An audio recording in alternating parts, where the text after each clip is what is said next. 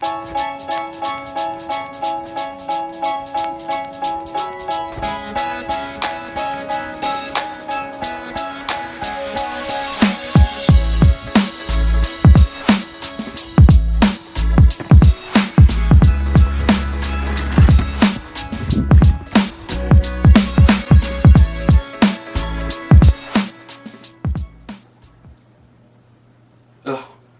just got up early to check the blog traffic, and I think we're going to make a blog.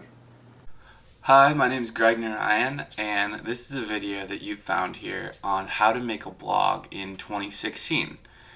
If you're watching this in 2015, that's crazy, and if you're watching this in 2017, then it should work too. We are going to actually make a blog step by step here, hands-on. We're going to create this blog you see here with awesome features that are good for 2016, like high resolution images, different post layouts, social media, this sticky advertisement from Google, social media up here too. This blog is incredibly fast, it loads fast, and it uses third-party features from Google, like a Google contact form, very modern. And of course it's mobile friendly too, so it looks good and resizes for a tablet like an iPad or a Surface or whatever they use these days, and on mobile it looks great. In all my videos we actually make something, so if you have basic stuff like a laptop or a desktop and access to internet, then you can walk away from this tutorial with your own blog. The important thing before we start though is that this tutorial is going to cover three things that are meant for total beginners. I've been blogging for almost 10 years now, and I was once a beginner too, so I know how you feel, and I'm going to try to cover things that you might want to hear, like what you can do with your blog once you make it, how you can use a blog to earn revenue and collect email subscribers, and use it as a marketing tool that you can have other people share and then visit and then see how great you are and ask you to do other writing gigs on their blog. So what you can do with your blog, how to leverage your blog, and hopefully I'll inspire you a little bit right there. Where to blog? Nowadays there are hundreds if not thousands of blog platforms that you can choose from, which vary in terms of what they offer you. So we're going to touch on what sort of a blogger you are, and then I'll recommend what platform I think is best based on that. We can't communicate in real time right now because I'm recording this video and publishing it, but you can post a comment down below and I'll tell you what I think, where to start your blog, and give you a recommendation on platforms because I've tried tons of them. And then lastly, we're actually going to build a blog. You're going to learn how to make a blog on a platform that's widely used today by nearly 25% of the entire internet. You're going to learn how to make that blog that we saw earlier. That will be cool because you can walk away from this tutorial with a tangible prize that you can go and show to the rest of the world and your friends and family. Be like, look, I made a blog. And of course you can use those comments below to get my advice on how to design it, get other people's advice, figure out how to, monetize or rank in Google, any of that stuff down below. And of course, as we talk about how to actually make your blog, we'll talk about the cost of blogging. Is it free? Does it cost money? Ooh, scary, paying for things on the internet, ooh, not something any of us want to do. But we'll cover the cost of blogging, and I'll tell you what I think about that and what I pay for, what I don't pay for, so that someone else is doing it this way too. All about giving you confidence as you start what may be your first blog ever today if you're watching this video. So let's jump into the first section, which is what you can do with your blog. Alright, so we can close our demo blog here. And I have a few blogs picked out to show you what you can do with a blog. Things you can do on the internet and things you can publish, that sort of stuff. You could make a cooking blog. This is my favorite cooking blog at the moment. It's called Pinch of Yum, and it's designed by these two Minnesotans. I'm from Minnesota, by the way. These two folks right here, a couple, and they publish recipes, use beautiful images, all from their own kitchen, I believe. Seasonal stuff, and they do quite well. They have their own ebooks that they sell. They explain several resources, and they talk about how much money they're making on the blog, which is not something I do personally, but definitely encouraging. They have something called Food Blogger Pro even, which is a membership. So you can become a member of their own blog and watch their videos and their exclusive membership content. All of that started with just a simple blog. You can make a blog about how to make money, a finance blog, or in this case, a blog about passive income. This really juicy word that we hear about, passive income, where cash just flies at you out of your computer screen, which is a good thing. And you can listen to this guy. His name's Pat, and he's kind of the king of making money blogging and telling people how he does it and explaining mistakes honestly in his process so that you can learn too. And in the process, you can create resources again, reports. Pat, we can see here, has been featured on the web on New York Times, Forbes, Lifehacker, ProBlogger. So you can use your blog to leverage your own writing and yourself as a brand onto other websites and brands and make your own empire. We can see from Pat's thing, he's doing quite well. Has his own podcast, I love listening to podcasts in the morning, walking around, headphones on, getting a coffee, zoning out. And Pat's income is clearly healthy as well. Great experience there. Or you might have a blog about literally everything, like Tim Ferriss does, a blog about tequila and strength training and a TV show, that stuff, a podcast as well. What does he do? The 4-Hour Workweek, that book that everyone read. Dogs. Everyone loves dogs. And you can, become a celebrity from a blog like Tim has.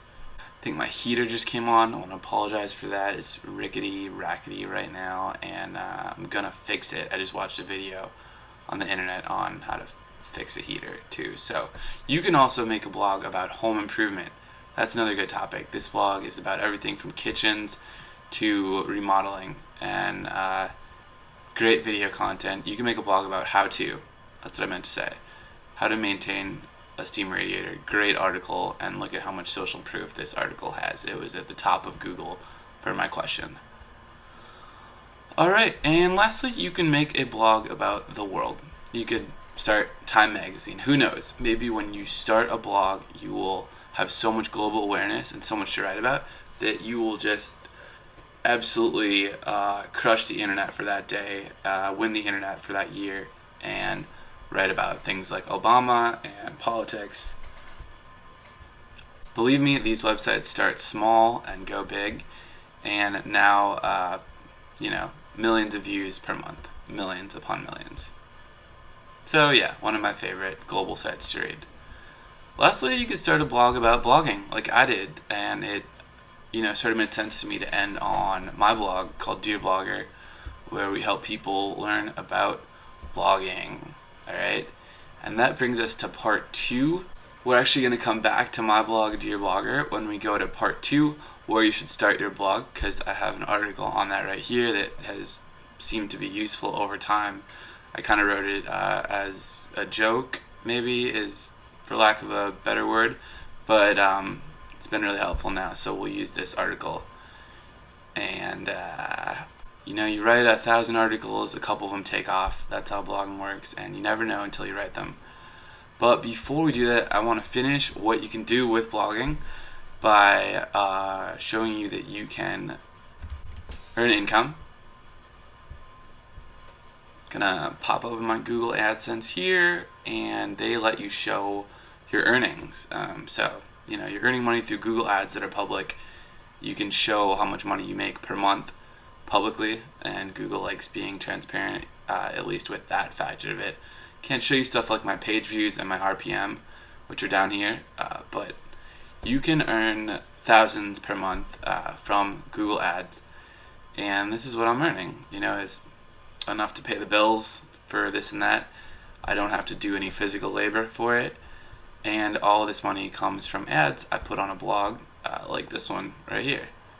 Just ads you'll see on a post, like my newest post here with 0 comments has an ad, and that over the course of a month amounts to earnings. All right, not easy by any means. You need traffic, you need people to click it, you need page views and all these other great terms you'll learn about, but you can earn money blogging. Questions in the comments. You can collect email subscribers if your goal is to make a list. I'm not going to click the Aweber ad because then Aweber doesn't have to pay Google any money, and I really like Aweber. But you can use them for collecting subscribers. A lot of the pros do it. I like Aweber because it's simple. It shows you how many subscribers you have. In this case, I have just over 4,000 right now. Unfortunately, I lost 600 over time, but people don't have as much time as other people, I guess. So whatever, I'm happy. I've collected 4,000 subscribers. By some terms, that's a large amount, a large blog, but I think it's pretty humble and a small group of people that I can send a newsletter to, send my new post to, say Happy New Year's, or happy this and that too, whatever you celebrate. And that's all possible. So when people pitch these great promotions like build your email list here or collect 500,000 subscribers with my ebook, it's possible. It's not easy again, but it's possible, and I do it with Aweber. Also because they have these forms, these sign-up forms, which I put on the blog. Just copy paste them in like this, and that's where the subscribers enter through. You can put them on multiple pages, like this one. I have one. It's really cheesy pictures of myself just doing normal stuff like drinking a coffee. And you can put forms anywhere. This one really needs a little editing right here. And then when people click, you get their email in a database here, and they get an automated message saying, welcome, here's your free gift. Thanks for joining. I'll message you again in 2 weeks. Welcome to the club, that kind of thing. Lastly, you can become your own writer, editor, author, publisher, to whatever scale you want through starting a blog. In my case, all I really wanted to do was some guest posting, which is the #1 way of gathering new viewers to your blog and increasing backlinks to your blog, which increase your ranking in Google. You write a post for another blog, they publish it if it's good enough, and then they put a link saying this post is by Greg or whatever your blog is, and then it goes to your blog, and then you have sort of a little internet trophy. Yes, a guest posted there. And when people see that you write on bigger and bigger sites and you leverage those into bigger names, you tell site A, I wrote for Huffington Post, maybe you can publish me now on Forbes. I wrote for Forbes, now maybe you can publish me on Time. That sort of thing. Then you get more clout. And I just made a list of all the contributor to places on Google Plus, which are just the places I've guest posted.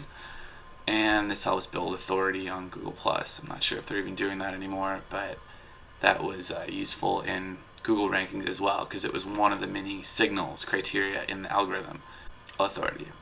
So these are the places I've guest posted for, and if you look up any one of them, like Greg Narayan, HuffPost, then you get the proof or whatever. So you can use your blog as a hub for your writing, to showcase your own writing, and you can leverage that blog into gigs around the web. Really fun.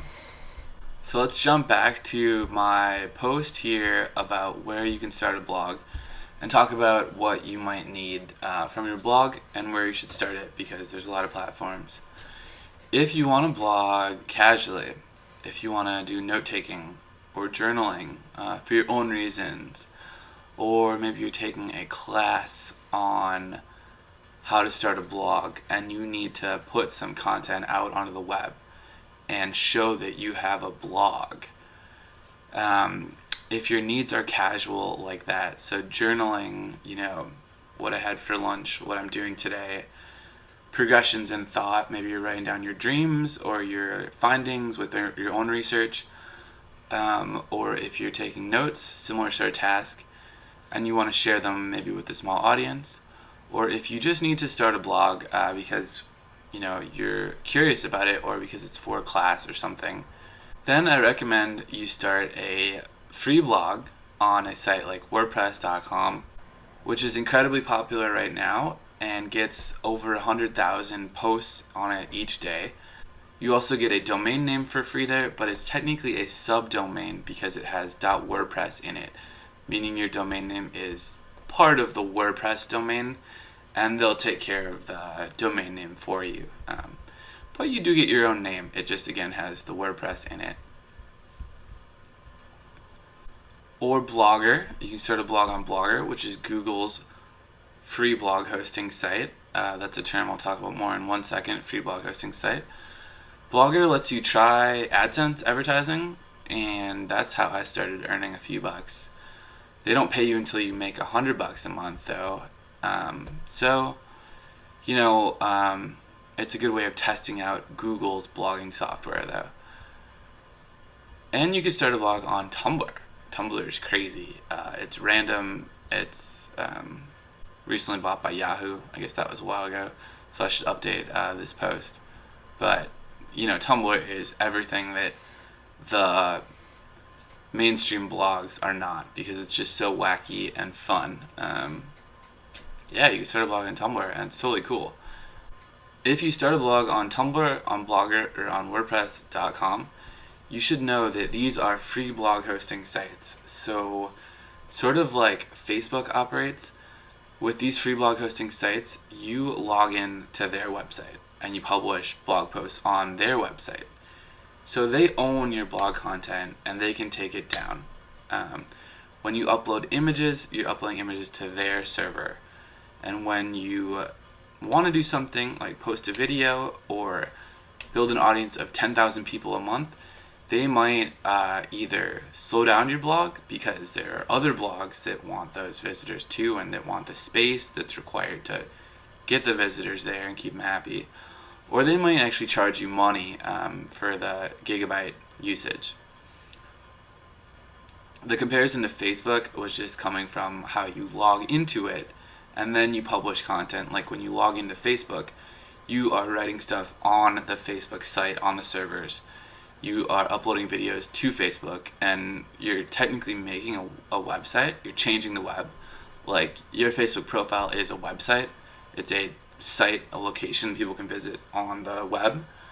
But you don't own it. And because of that, they can tell you what to do. You can have stuff flagged, or you can receive warnings.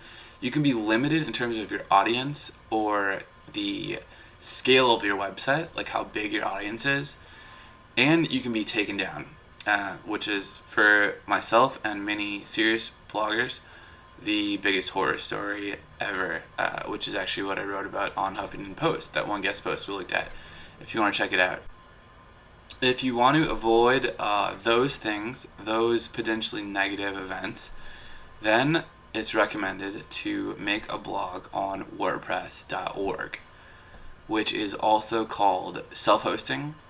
A self-hosted blog is when you just make a WordPress.org blog, and it's called getting your own web hosting too, which I always thought was nuts because that made me think of setting up wires in my living room that connected to different things, and I wouldn't know which wire to put into what, and I'd have to climb over them to go make myself some breakfast. That's not the case, and a big part of this little pitch right here is telling you that it's extremely easy to make a WordPress.org blog. You can do it in a few clicks, and then you have your own website. You have the full WordPress software, as opposed to the WordPress.com software, which is a little bit more limited. You can't edit and change everything. You can't post videos and do things that you might find common, like use a template that you really like. You might not be able to do it on WordPress.com, but on WordPress.org you can do anything.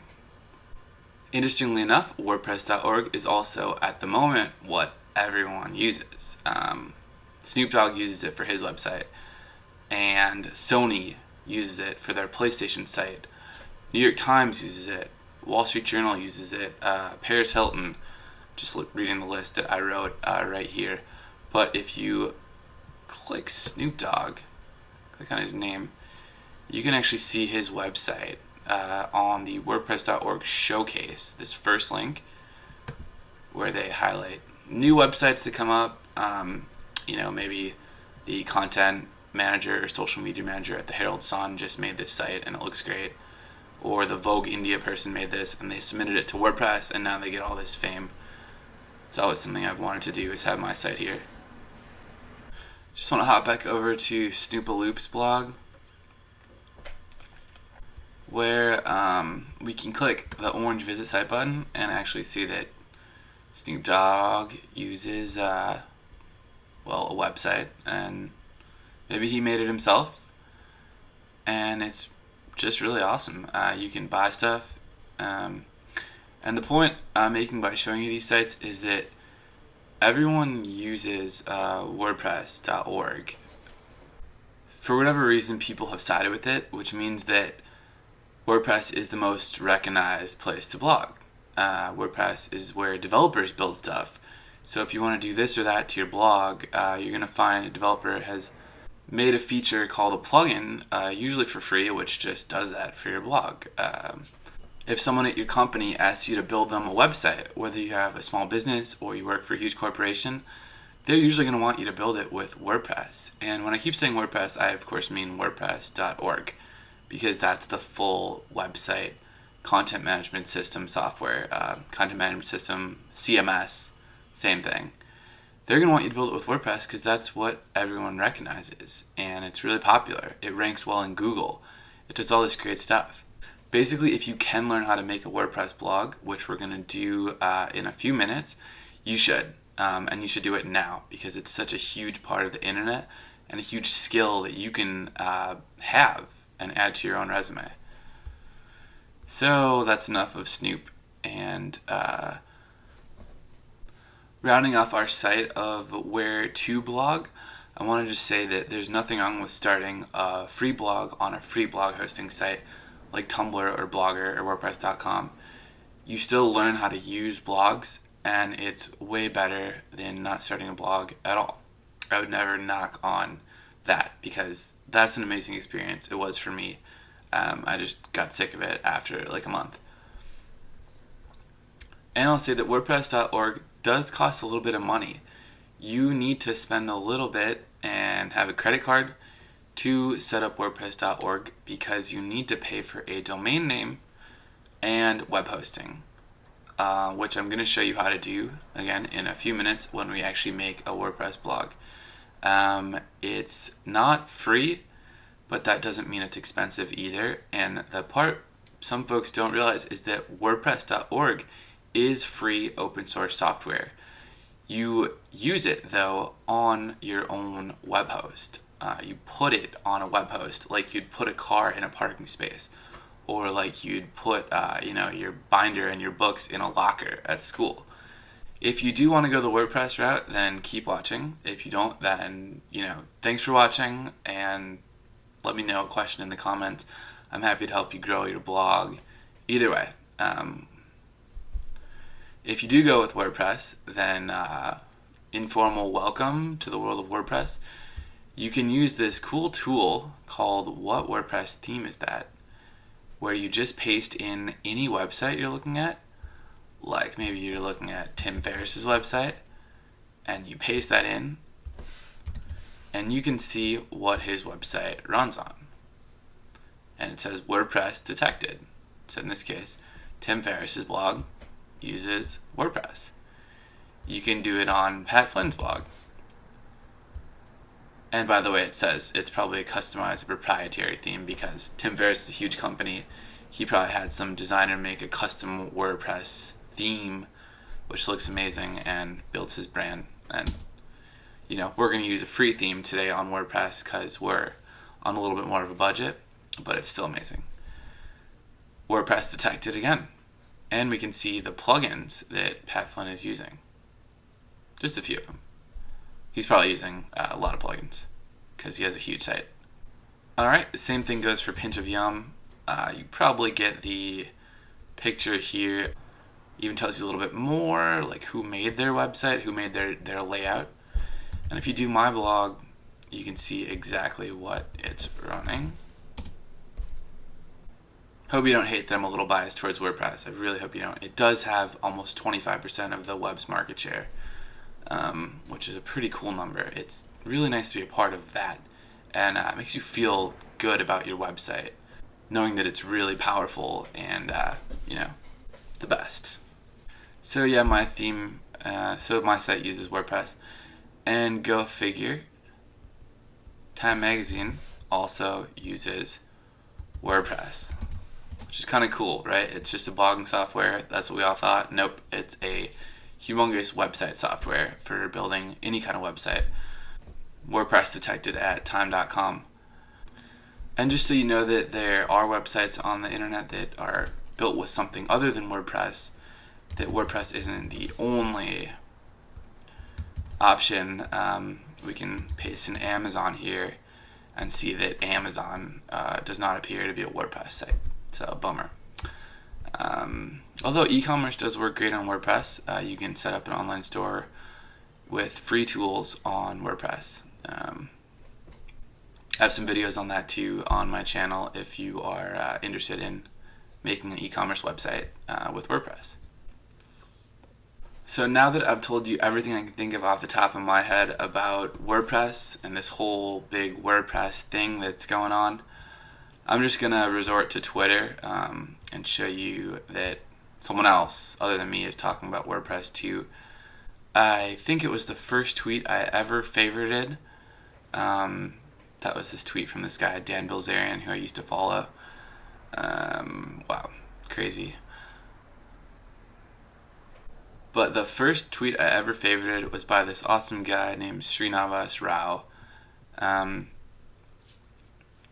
Internet celebrity in its own right, making a lot of ripples on the web with 10,000 followers and his own podcast. Podcasts are amazing. Great way to spend time when you're just zoning out. And this guy says, if you want to be taken seriously, then make sure you have a self-hosted WordPress blog. I know that that's just one tweet among millions upon millions upon millions, but I favorited it because a lot of this really boils down to being taken seriously. When you start a blog, you are putting your reputation on the line, and you probably already know this, but you're putting yourself out there. Whether you like it or not, you can't build a blog to something amazing on your own. You need other bloggers' help to promote your content and let you guest post. You need people to visit your site and tweet it and like it and comment and share your stuff for you. And all this happens more often when you're taken seriously.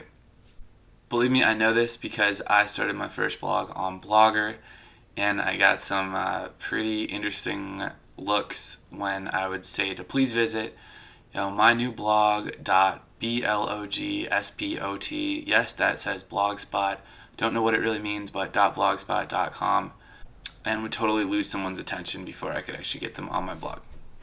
I can say it a million times, you want to be taken seriously with your blog, even if your blog is about something goofy, like cat pictures or, babies or something like that. Babies are goofy, aren't they? You want to be taken seriously. Alright, so now that we've covered everything, at least a little bit lightly, in terms of what you can do with your blog and where you can start a blog, now let's cover what might be the most important thing to you, which is what does it cost to start a blog, and what does it cost to start a blog on WordPress, because that's what we're going to do next. I say this all with a straight face because it's going to be kind of ridiculous to have someone over the internet tell you to buy something and then to actually do it. I always thought that was kind of ridiculous, but it's worth it. It's going to be worth it to set up a WordPress blog, and I'm going to show you what to pay for and how to pay for it cheap. So even though I know it's ridiculous for me to be talking about what you should buy. Haven't even met you, just some guy on YouTube. It's worth it. And everyone who does this goes through this process. So let's do it. All right. So to start a blog on WordPress, you need a few things. And this is also how to start a website on WordPress, because when you start and you install the WordPress software, they are the same thing. It's just a default software that you can then build either a blog on or a website on, and we'll cover that too. Depends on your template, what it looks like, a blog or a website. So you first need your domain name, all right? Which is something like google.com, although you obviously can't get that one. Although, don't we all wish we had registered it and you could sell it for $1 billion now? And your domain name costs money, unfortunately. I wish it were free for whatever reason, because the internet gods want it that way. Domain name costs $15 per year. $15 per year, which is about the cost of a t-shirt a year. Opportunity cost. You lose one t-shirt, get a domain name. I can do with less t-shirts. I don't know about you. The next thing you need to start a WordPress site, and you do need this, is hosting.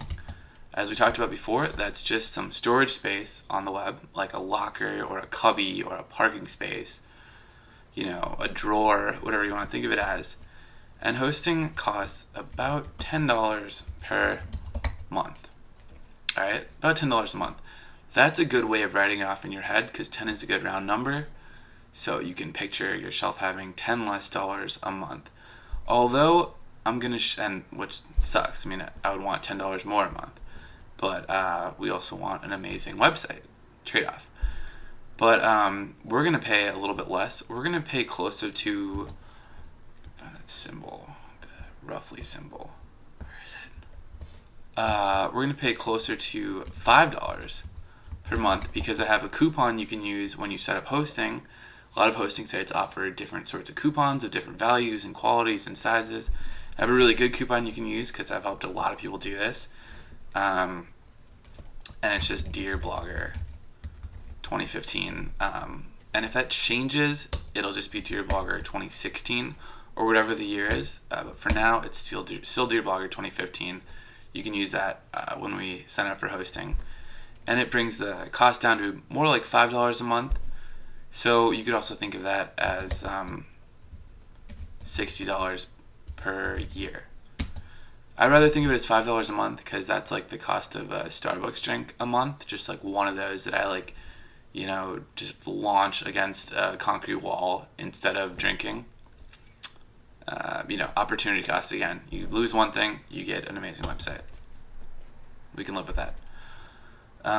The next thing you're going to get is WordPress, and it's the .org version. And we're just going to call it WordPress to be simple.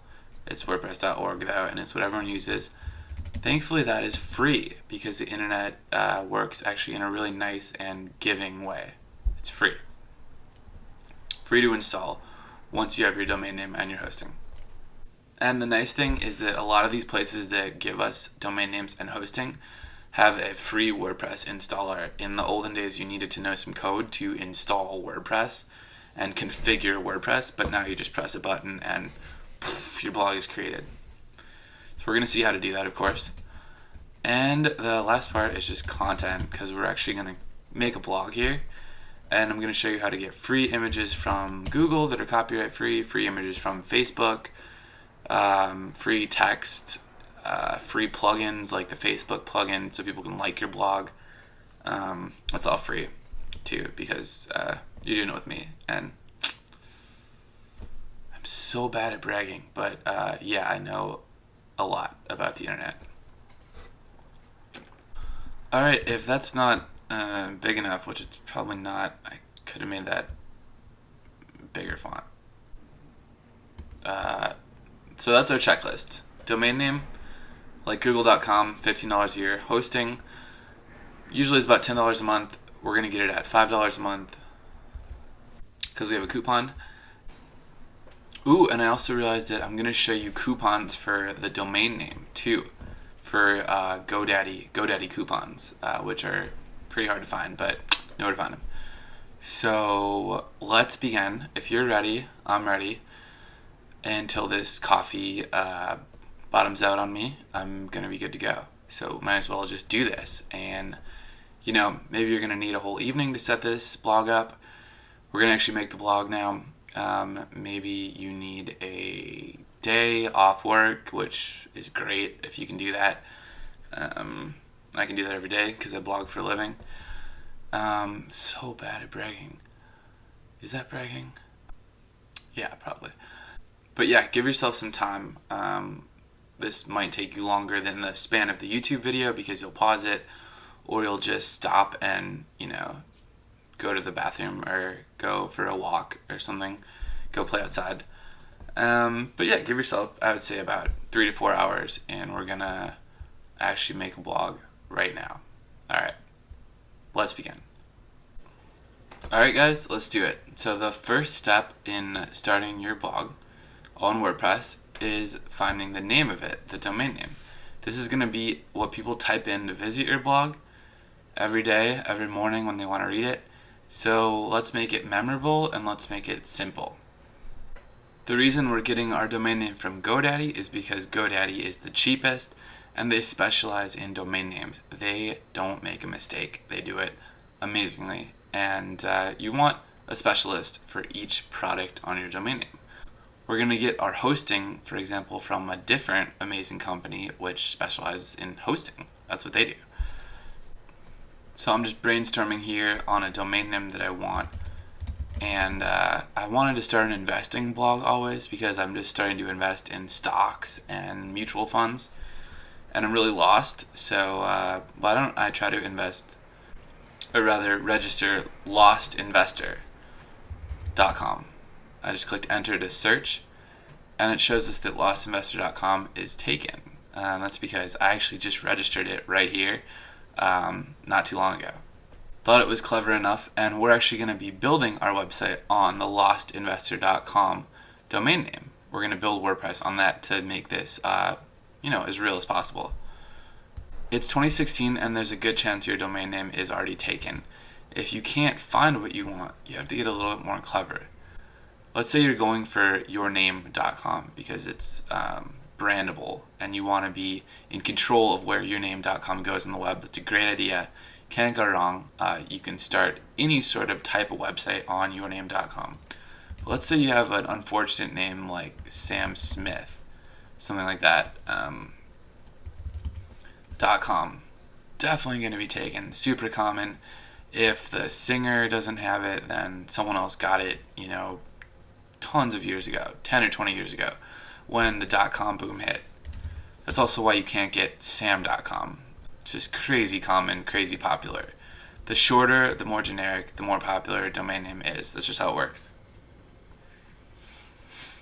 If you can't get what you want with your domain name and your name, unfortunate. If you have a unique name, you might get it. But if you have a common name, try just putting your name, your last name, and then, whatever the website is about.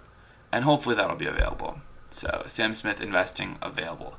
Sam Smith Cooking, boom, available. Buy it before someone else does. 500 years from now, might not be available.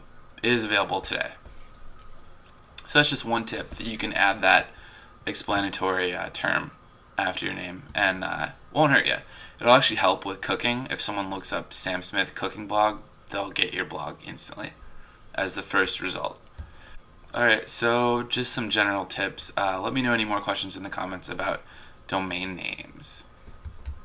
Once you have the right name, just select it. It's $2.99 for the first year, and when you register for 2 years or more, additional years are $15, which matches our little list here. Domain names are $15 a year, but GoDaddy has the first year promotional price of $2.99. So just select it. Boom. Selected. Continue to cart. And then you're going to go down and, GoDaddy has the best user experience in my opinion because they're a really well done company. They have thought through all this stuff. Don't get the personal protection or the hosting. Don't get any of the other add-ons. You don't need to spend any more money than we're going to spend today.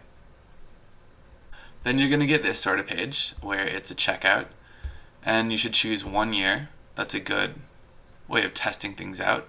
Or you should choose 2 years if you want to get that promotional year price of $2.99 and then $15. Alright, so 2 years is also good. It's good to have a commitment to your website if you're serious about building a really good blog or a really good website. Now it's time to save some money. And you can go to Fat Wallet GoDaddy. Just Google that, Fat Wallet GoDaddy, and you'll actually get Fat Wallet, which is a coupon site that I like, their page featuring GoDaddy. And then you can try to find something that's available at the time you're doing this. I hope you picked a good month. I hope you have a coupon that's available, because these have definitely worked for me in the past.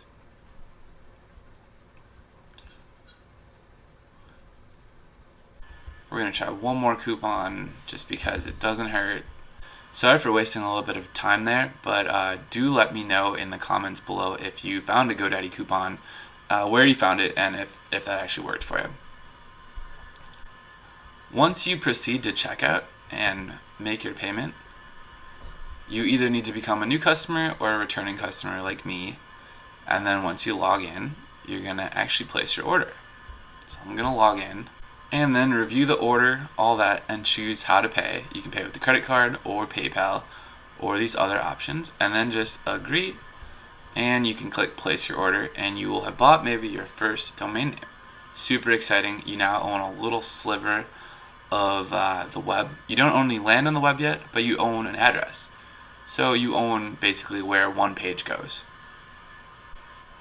So once you buy your domain name, you're going to have your own domain manager in GoDaddy like this, and when you log in, you can hit the quick link manage my domains, or these other tools, which are all great. You'll get a list of all your domain names you've registered, and we can find the one we want to work on today, which is lostinvestor.com, my blog to be about being lost in investing but learning. It's good to write as you learn.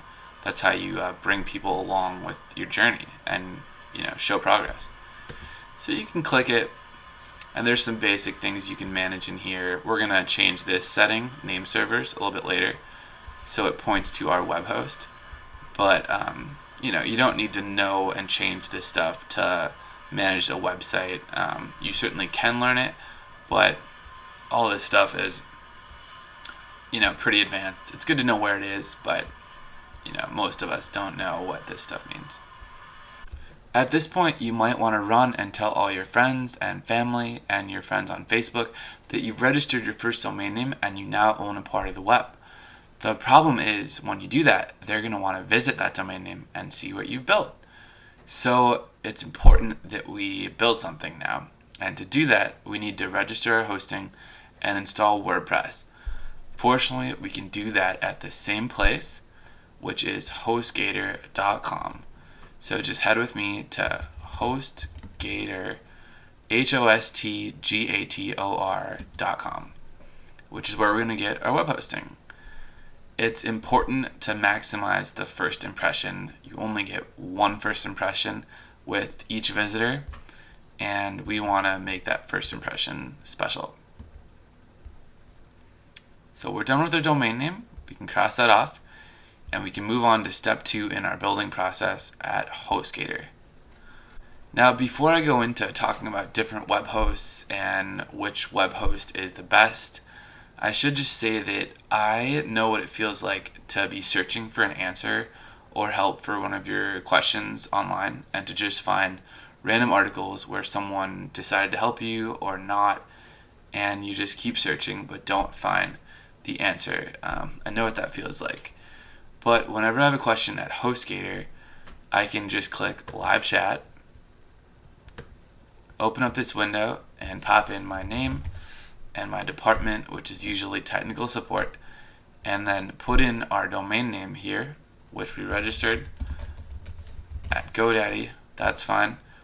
And just type in a question, click continue, and within minutes, I'll have someone at HostGator on the other line that will take as much time as it needs to explain my issue.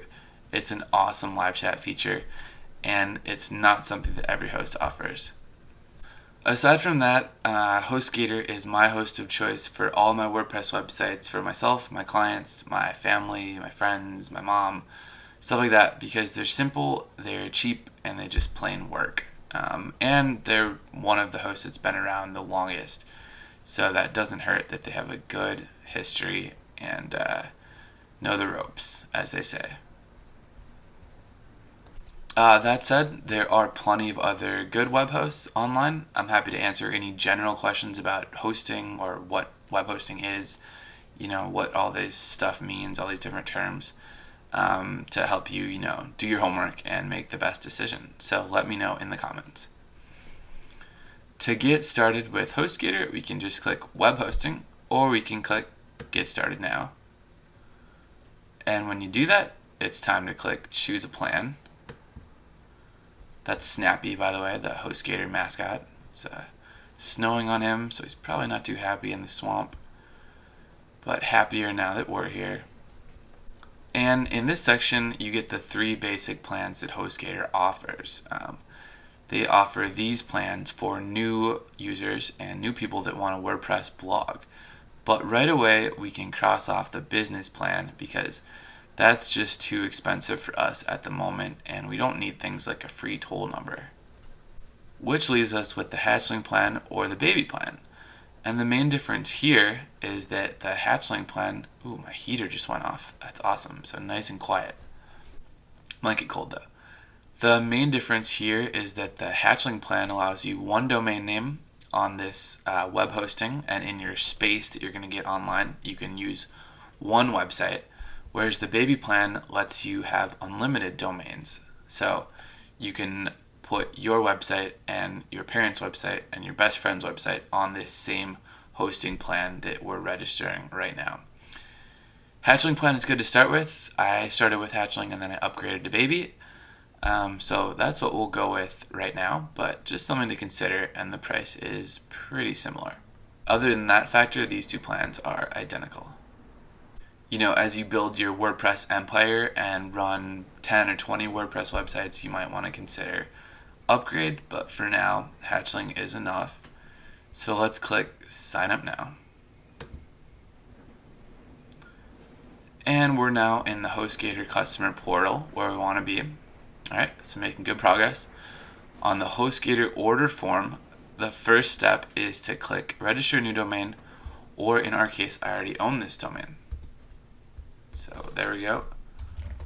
Type in lostinvestor.com, where we're going to write good advice about stocks, and now we've entered that, so we can move to step 2. But you can also buy a domain name through HostGator if you want by choosing this tab. Then you'll see the price for a domain name at the bottom too. Alright, so step 1 is done. In step 2, it's time to make sure we have the right package type. And also step 1 lets us choose other options, but we don't want those. So in step 2, we can move our billing cycle to 12 months, which is what we want. And this is coming out to $7.16 a month. They give us a default coupon of 20% off, but I have a bigger coupon I'm going to show you in a second. So just put 12 months or 1 year. Create a username, alright, which will be not too important at HostGator, but still something you have to remember just in case you need it. And a security pin. Again, not something I really worry about a ton, but something you should remember. If you have a question during your sign-up process and you need to get support chat, they might ask you your username and your security pin. Now it's time to enter your billing info. And if you are from the US, you can use a credit card or PayPal. International, it might be quicker to use PayPal. Up to you. This part's pretty straightforward, just like any other purchase you'd make on Amazon or eBay or Apple or something like that. And then in step 4, we can get or not get our additional services. And I don't want SiteLock or CodeGuard because we don't want to spend money on that. We're just buying our domain name and our hosting, and that's it. Alright, then in step 5, it's time to enter a coupon code, and it entered Snappy for us by default, the name of the mascot. So that gives us a discount, and I'm going to explain the review order details at the same time as we do our coupon code so you know what all these numbers mean. Alright, the number right here that's crossed out is what hosting would cost without the default 20% off. Alright, and that number is actually bigger than 716 times 12 because the 716 is with 20% off. If you do $7.16 times 12 months times 12, you'll get exactly $85.92. When I first signed up, that wasn't clear to me. I thought that I would get a 20% discount off of $7.16, but I didn't realize that $7.16 already reflects the 20% off. Alright, so that number is what you'll pay with this coupon of Snappy. So your 20% off discount would be $21.48 for a total of $85.92. That makes sense for everyone so far? Okay, good. If we enter in a better coupon, like, for example, I have a few coupons. One of mine is take 30 off and click validate, then this discount number will go up. So this green number will go up and this red number will go down. Alright, which is pretty cool. By entering this 30% off coupon, we are able to save a larger discount and lower our total. Alright, and that math still checks out. It's just going to be a greater discount. If it helps you to go by 107.40, like if you wanted to divide that by 12, I'm just going to my little calculator.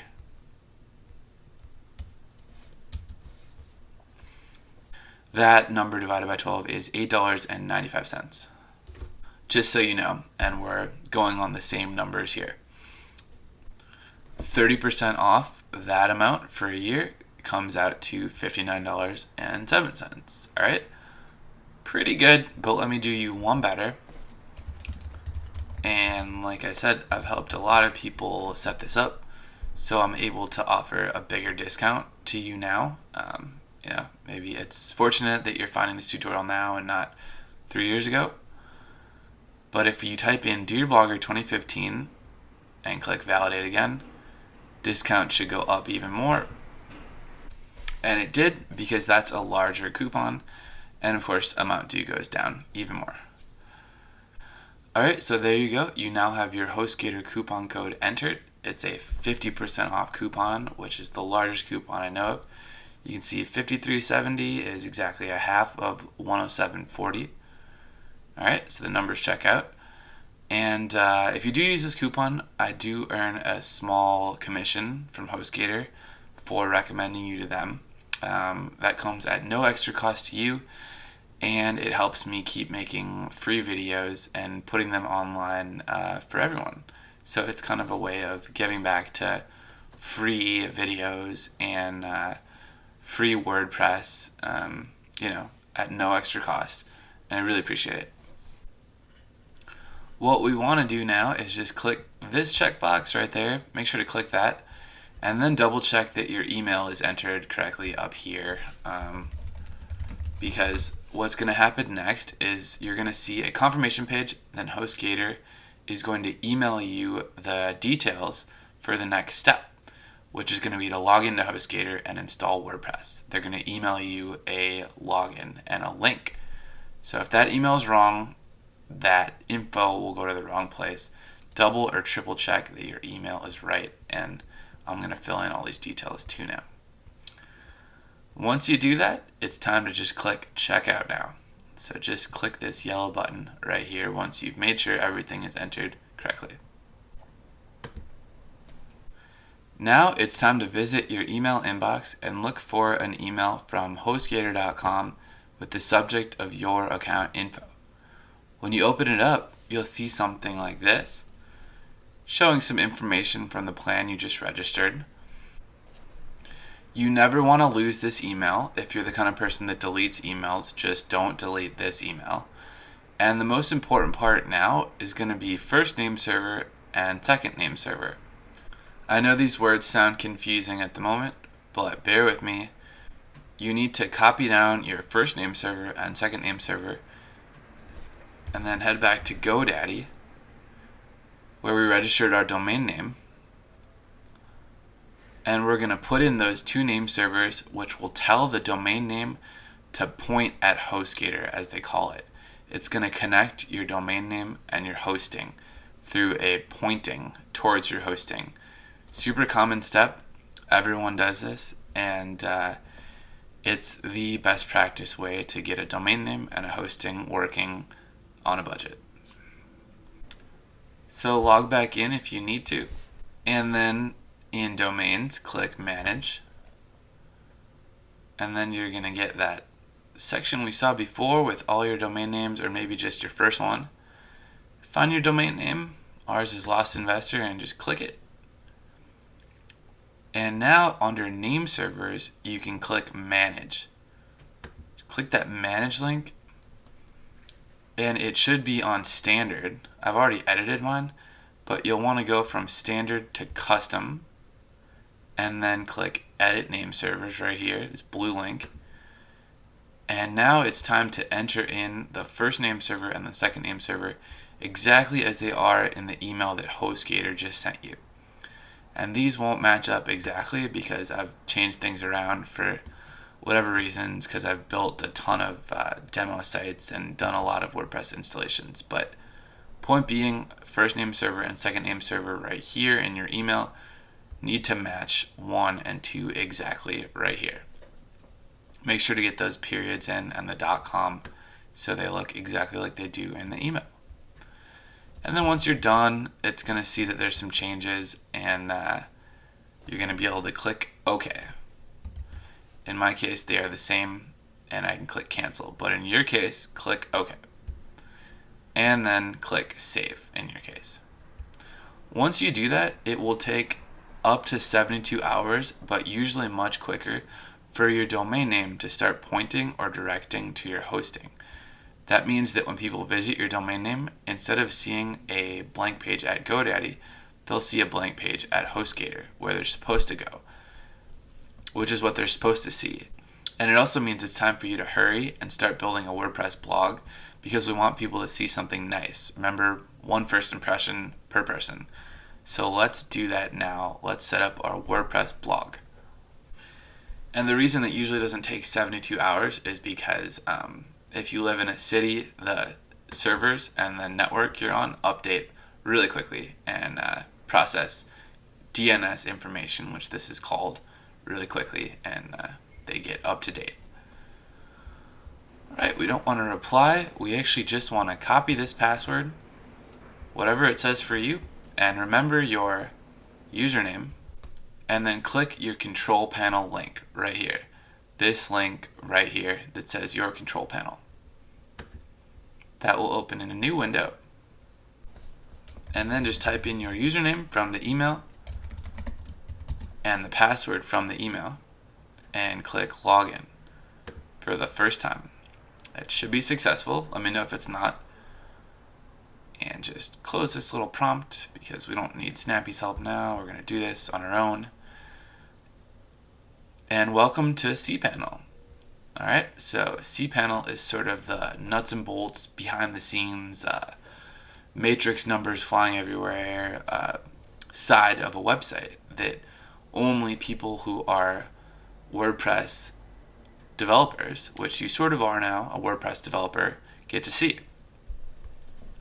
And there are tons of tools to get your hands dirty and become really good at developing and coding and databases and all that stuff. If you want to do that for a career, that's all here. But for now, we just want to install WordPress and do the first thing right. Alright, so follow me to where it says software services and just click quick install, which looks like a clock. Just click quick install.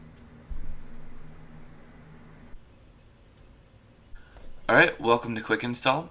And everyone goes here to install WordPress.org. You can also install Joomla, Drupal, lots of other stuff, other CMSs, content management systems. This all looked a little bit different. They just redesigned the whole layout and UX, UI, all the user interfaces at quick install.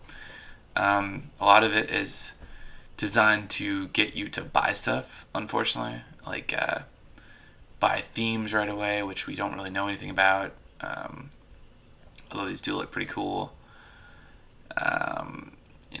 We can do more like install Magento, but we want to just take the most simple route right now and just install WordPress on our own. So just click this sort of darker blue square. And once we do that, we can see that they're offering to set up WordPress for us, but we don't want to do that. We want to spend the least money we can. And you have me, your fearless leader, here to walk you through it. So just click install WordPress. And you can read this blurb too. I kind of like this. This has said the same thing for decades now. And it's only getting better. Click install WordPress, and then it's time to click this drop down arrow. It's a really simple form here.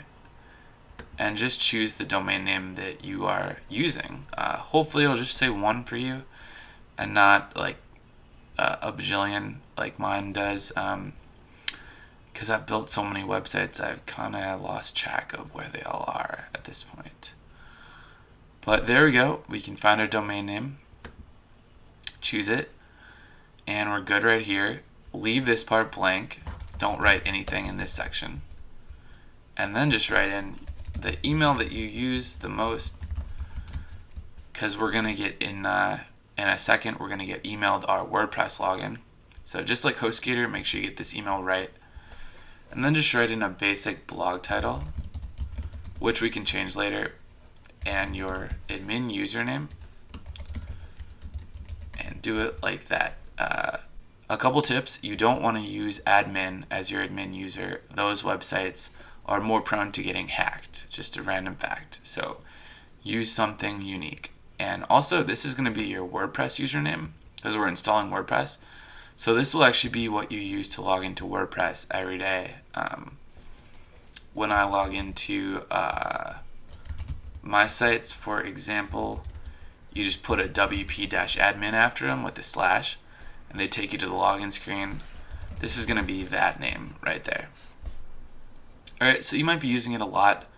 Don't put numbers in this username unless you're really used to it. Just make it something easy to type. Username. And then first name, last name is less important, but you can probably get those right too. Once this is set, it's time to install WordPress, which will go quickly.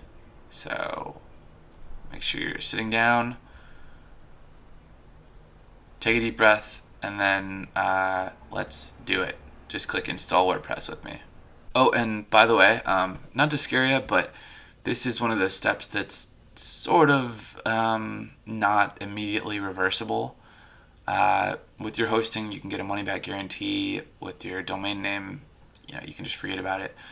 But this is going to install your first copy of WordPress and put a bunch of WordPress files onto your hosting. So, make sure your internet's working and make sure that you can actually press this button. And that's all we really need to do. HostGator is going to do it perfectly for us, but this step's sort of irreversible unless you want to delete your whole blog, I guess, which you can do. So we are making sure we do this right. We're doing it the right way. We have a ton of confidence now, and we're actually going to click the button. All right, boom. And we're going to say, no, we don't want to upgrade our theme and pay $39. That's silly. We just paid all this money for hosting and domain name. So I'm going to say, no thanks. We're web designers. And it's going to take its little time right here. Back in our inbox, we can look out for an email from WordPress. And there it is. Quick install, powered by blah blah, install complete. When you open this email, you'll get your WordPress username and a temporary password. And if you're like me, you'll want to just click your admin URL and log in and begin. which you really could be able to do.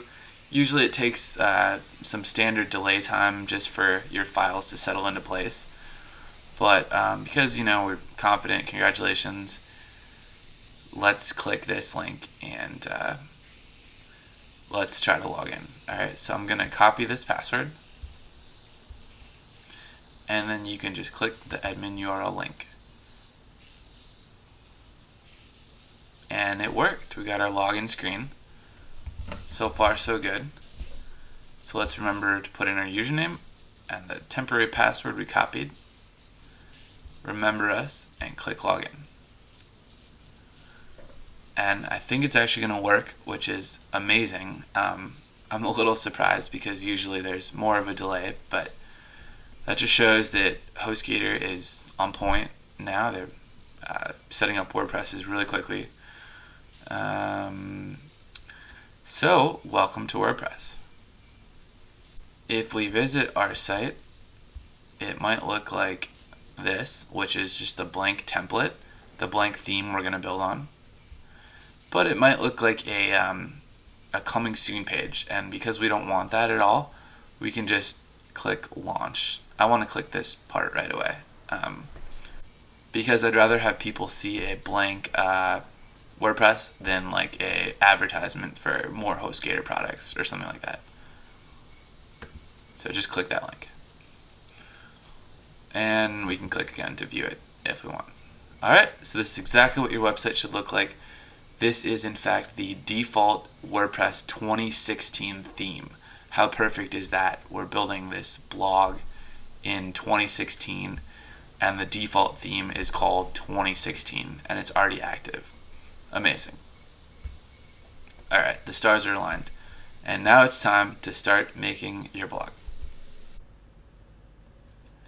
Alright, so let's start building that beautiful website that we saw right at the beginning of this video out of this blank canvas we have right here, which, believe it or not, is how all those other websites we saw started too, including Snoop Dogg's website and the cooking blog, all of those.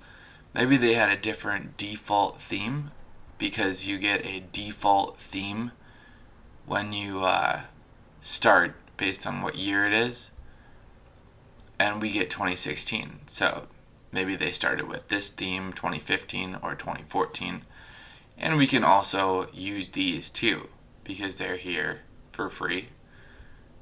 You can just click activate and then those will show up. So if we activate 2014, that'll show up. If you click add new theme, you can search existing themes and then we can find the true power of WordPress designs and explore more website looks.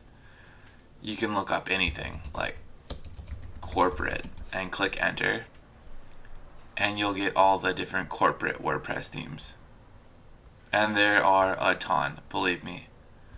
I haven't seen most of these themes, but just looking around, I am more impressed than ever. Constantly impressed, I should say. I'm always impressed by WordPress.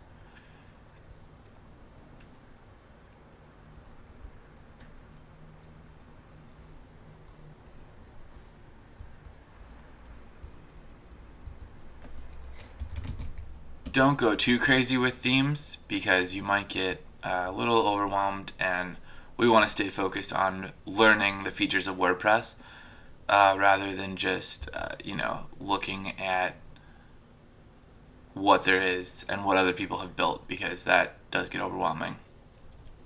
Point is, there's a lot of ways your website could look now. And I'm really just putting random words I think of in the search bar and clicking enter. So give that a try, and when you're done looking at different templates, maybe you've already picked one, then you can build it out and you can use the comments below for help. Or you can do what we're going to do and design the website with the 2016 theme, which is perfect, I think, for this year. Before we do that, I want to go to users and update our password. If you click users and then click edit on the person that you created, then you can go down and choose to generate password. and then just write in a new password, and it'll tell you how strong it is. Alright, so we can also hide it, and once you do that, you're just going to want to save it somewhere secure. Click Update Profile, and also you can choose the theme, how your WordPress dashboard looks. This is the dashboard, by the way. It's also known as the back end or the admin area of WordPress. Those all mean the same thing. Dashboard's probably the best way of saying it, but that's just personal preference. You can rearrange items in your dashboard, although we don't spend a ton of time right here. Most of the time we spend in these different areas on the left as opposed to just on the dashboard button.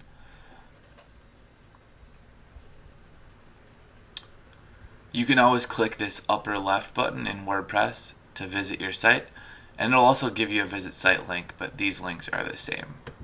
You can just click that to go to the front end. This is the front end of the site, and it's how anyone who visits your site would see it, any one of your new visitors.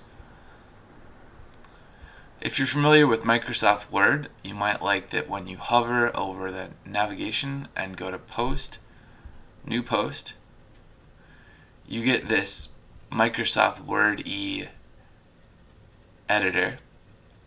I want to click Toggle Toolbar. We can just click that to give us more options. And then you can just start writing in the new post that you want to write. Right there. It's pretty awesome. From here, you can give your post a title too, in this bar. And just because I visited Tahoe recently, I'm going to call this another Tahoe post, just for fun. So our first post has a title, the permalink comes in, and this is just a link that you can share with anyone. Like when someone sends you a link on Facebook, this is a link that would go in Facebook, or you can paste it in an email and send it to someone. You can also edit it, but I'm going to show you a better way to edit it than right here. Alright, format is not too important. These buttons don't do anything for the theme, so we can close that. And in this section we can do some more fun stuff. But before we're ready to publish, I want to click Screen Options and check Discussion, which is where we can allow comments or not,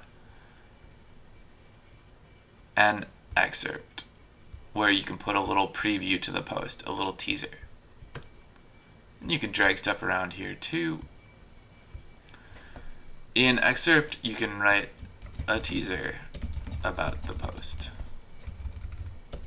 And I'll show you where that goes to in a second. And then before we publish, now that we have these few basic features, I want a featured image. A featured image. Alright? You might not have heard that term before, but it's a very WordPressy term. And in this case, this featured image just sits at the top of our post. But on other WordPress themes, that might be the thumbnail. So if you see like a stack of posts, featured image is usually the thumbnail.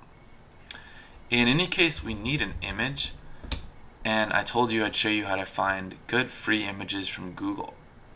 Alright, so I don't know why I just Googled Google, but if you look in Google for something like nature, then click images, you're obviously going to get tons of nice images. Alright, which ones can you use though?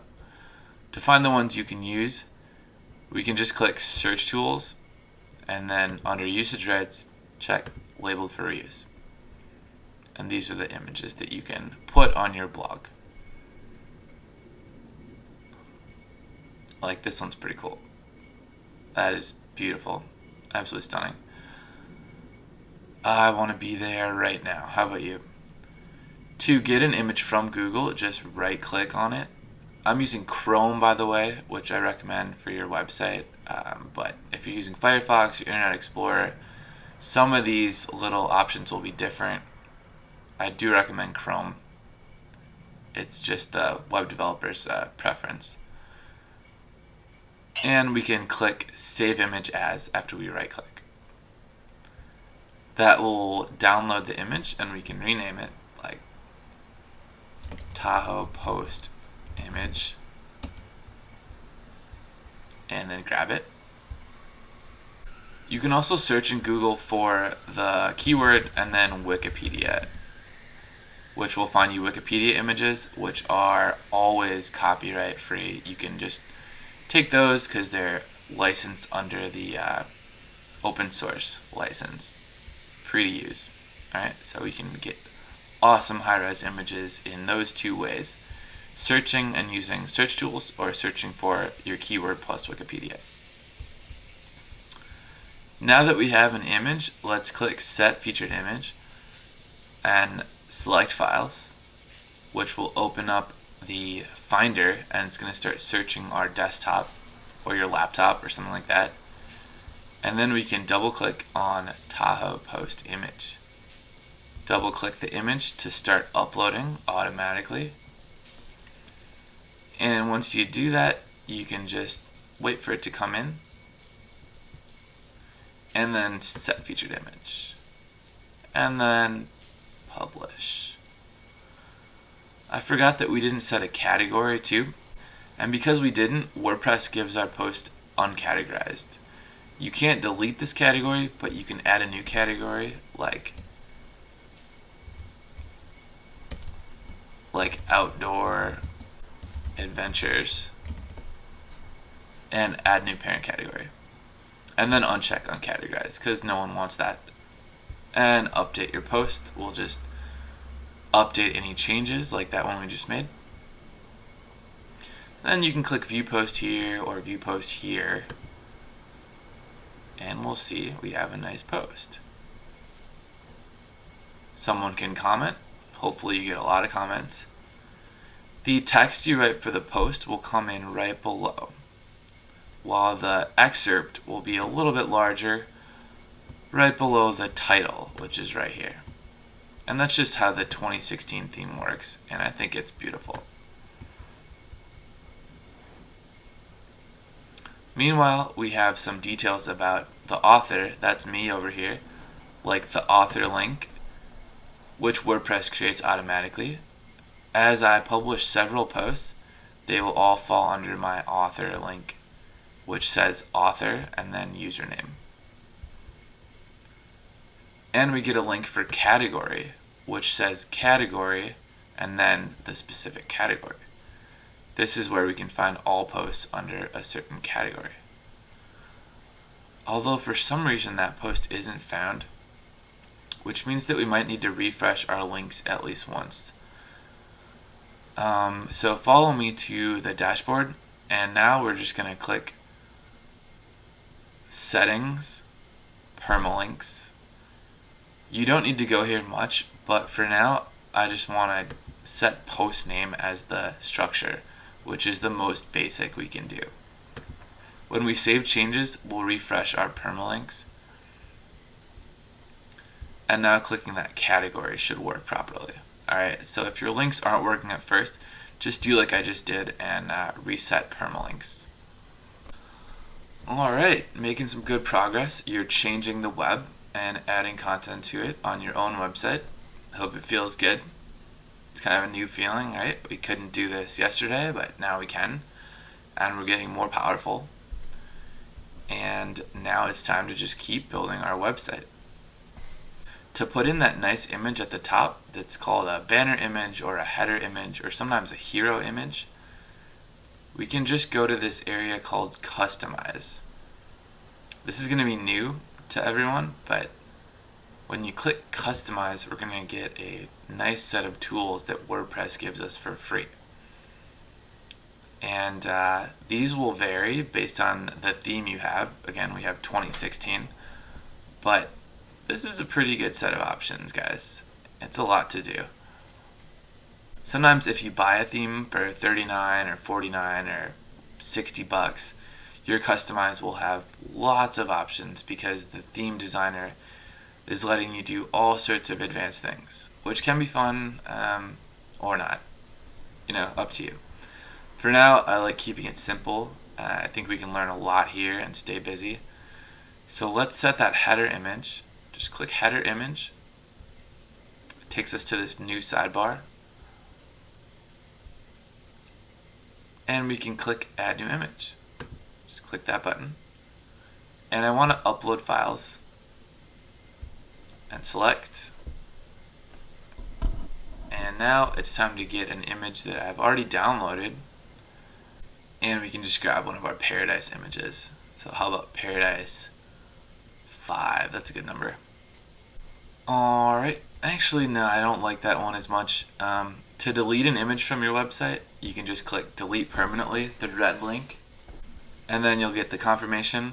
Click OK, and it's gone, zapped. Let's try that again, upload. And if I click the spacebar, now I can actually preview the images and see that the right Paradise is Paradise. What is it? Where is it? There it is. Paradise 3. And then we get a different button on the right, just selecting crop, because it's a header image and WordPress knows that.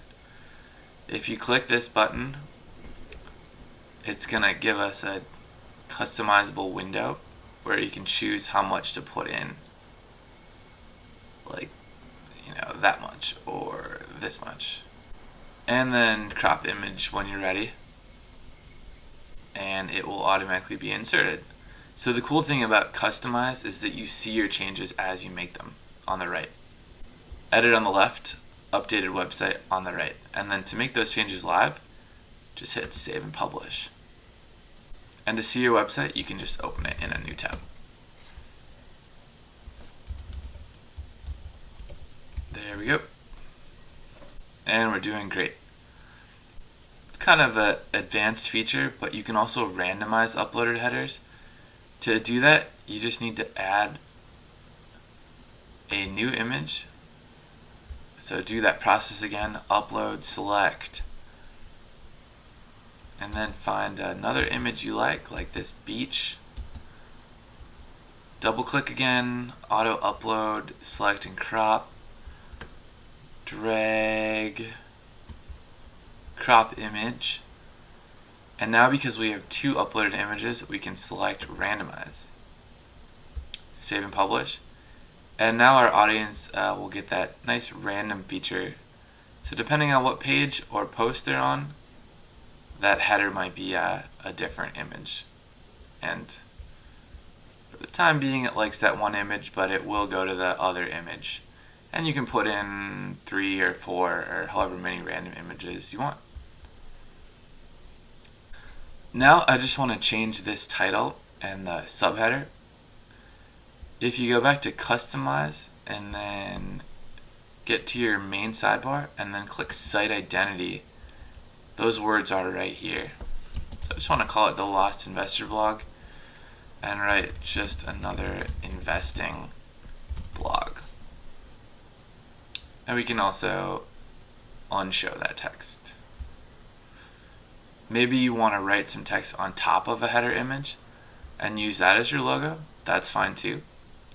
Clicking this image will always bring you back to the home page too, which is nice. So you can use this image as a home link. But for now, we actually want this text.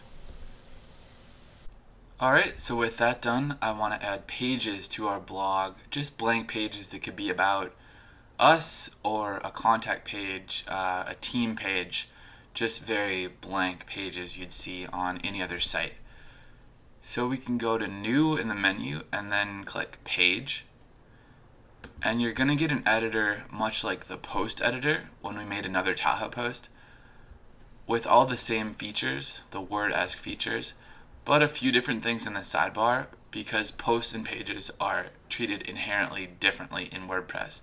Posts have some features that look better on the home page because they usually go stacked on the home page, posts do, whereas pages are actually a little bit more simple. There are some nice plugins to build your pages, like one is called Page Builder by Site Origin. If you Google Site Origin Page Builder, you'll get that plugin, and it's just going to be an add-on to the blog, a free add-on that gives you more of a drag and drop layout, and you'll get a new tab instead of text. You'll have visual, you'll have text, and then you'll have Page Builder if you install this plugin. Something to consider if you want to build pages with multiple different layouts. For now, let's just make a page called About Us.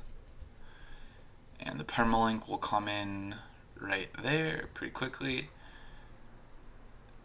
I'm going to get some of this text called lorem ipsum, which is just dummy text web designers use in place of text that your copywriter or you might write. This stuff is actually kind of fun. There's a text called bacon ipsum, which is just all kinds of text about bacon when you click give me bacon. But if you don't like pork, then we could just go to pan ipsum and get some really diverse words for our new blog. Maybe we could talk about cooking and baking. Alright, because who doesn't like cooking and baking? When you click generate ipsum, you just get all this delicious wordage. And we're just going to steal some for our blog, for the about page. There we go. By the way, the text tab shows you the raw HTML. This is a good place to experiment with writing code, and hopefully that code will work on your WordPress if it's written the right way. And that's pretty simple if you want to do that. So why don't we look at how to get some code in here right now actually, which would start on the visual tab. If I wanted to put an image from Facebook for our about page, maybe I want people to see one picture everywhere, consistent branding across all your sites, you can just right click on your profile picture and then save image as.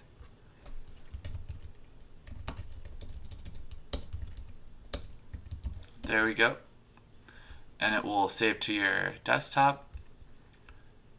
Now in WordPress, we can just make some space above the text. Click Add Media and Upload. Select Files again.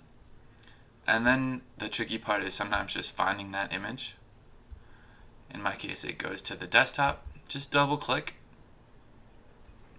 And then let's insert that into the page. You can choose the size too and whether the image links to something. If you choose media file, attachment page, or custom URL, then you could make the image clickable so people can go somewhere when they click it. But we don't want that now. So just insert into page and you get a nice sizable image. What I wanted to show you with the HTML is that if you go to the text tab, you'll see the image HTML that WordPress made for you. And we can actually customize that right here. If you write in new numbers for the width and height, make sure to keep the quotation marks and all that, then the picture will actually get smaller. And if we change the alignment, which is align none, change that none to left, then the image is going to rest within your text, just like that. So that's a nice feature to know. And I just deleted that extra space. We can publish and see how our new page looks. And we're doing pretty well, guys. Alright, so that's just how to make a very standard About Us page for your blog. I'm going to set up a few more pages just as placeholders now, where we're going to drop content in later. Like contact with some of that ipsum, and publish, and also the team page, paste in the ipsum and publish, and one more page for community because you might want a subscriber portal where people can join, or a page kind of like a landing page, or a page where you pitch your club information. Maybe you let people subscribe and join the inside circle or the club of your blog, and you want to use a community page to tell people what your inside community is all about. So we'll make one of these pages. I found this really useful on my Dear Blogger blog for showing people my ebook that they get when they subscribe and highlighting the fact that it is in fact a community. Alright, so you can kind of use this as a landing page or a squeeze page, even though I don't love those words. A little bit too marketing-y. And now let's check out the blog. and we don't see any changes, and that's because we need to create a menu for the pages. To create this menu where people can click through to your pages, just hover on the left and click menus. Once we're here, we need a main menu, and I'm just going to call it primary because it's going to go in the primary location, and click create. I can't tell you enough, creating a menu took me so long to figure out, and I didn't know why those page links were up there and couldn't be rearranged, but it has to be done in menus. And you can also manage it in Customizer. Kind of cool. So now it's time to select pages. You need something for the menu, and we can just click select all and not choose the sample page, and then click add to menu. And I know this looks crazy now. It looks easy to me, but it looks wacky to you because the organization is just kind of weird. That's just WordPress for you, but this really is how everyone does it. You can rearrange your pages, and you can also create drop-down menus. Maybe you want some items under About Us where people can read more, or maybe you want a custom link which can go to your homepage. So I can write in www.lostinvestor.com and call that home. Usually the home link is a custom link, and we want it at the front. Alright, so you get the picture. We need a theme location now, otherwise it won't show up. And we need to save menu. And now when you check out your work, you'll have made your very first menu with a custom drop down, and those links will take us to the pages.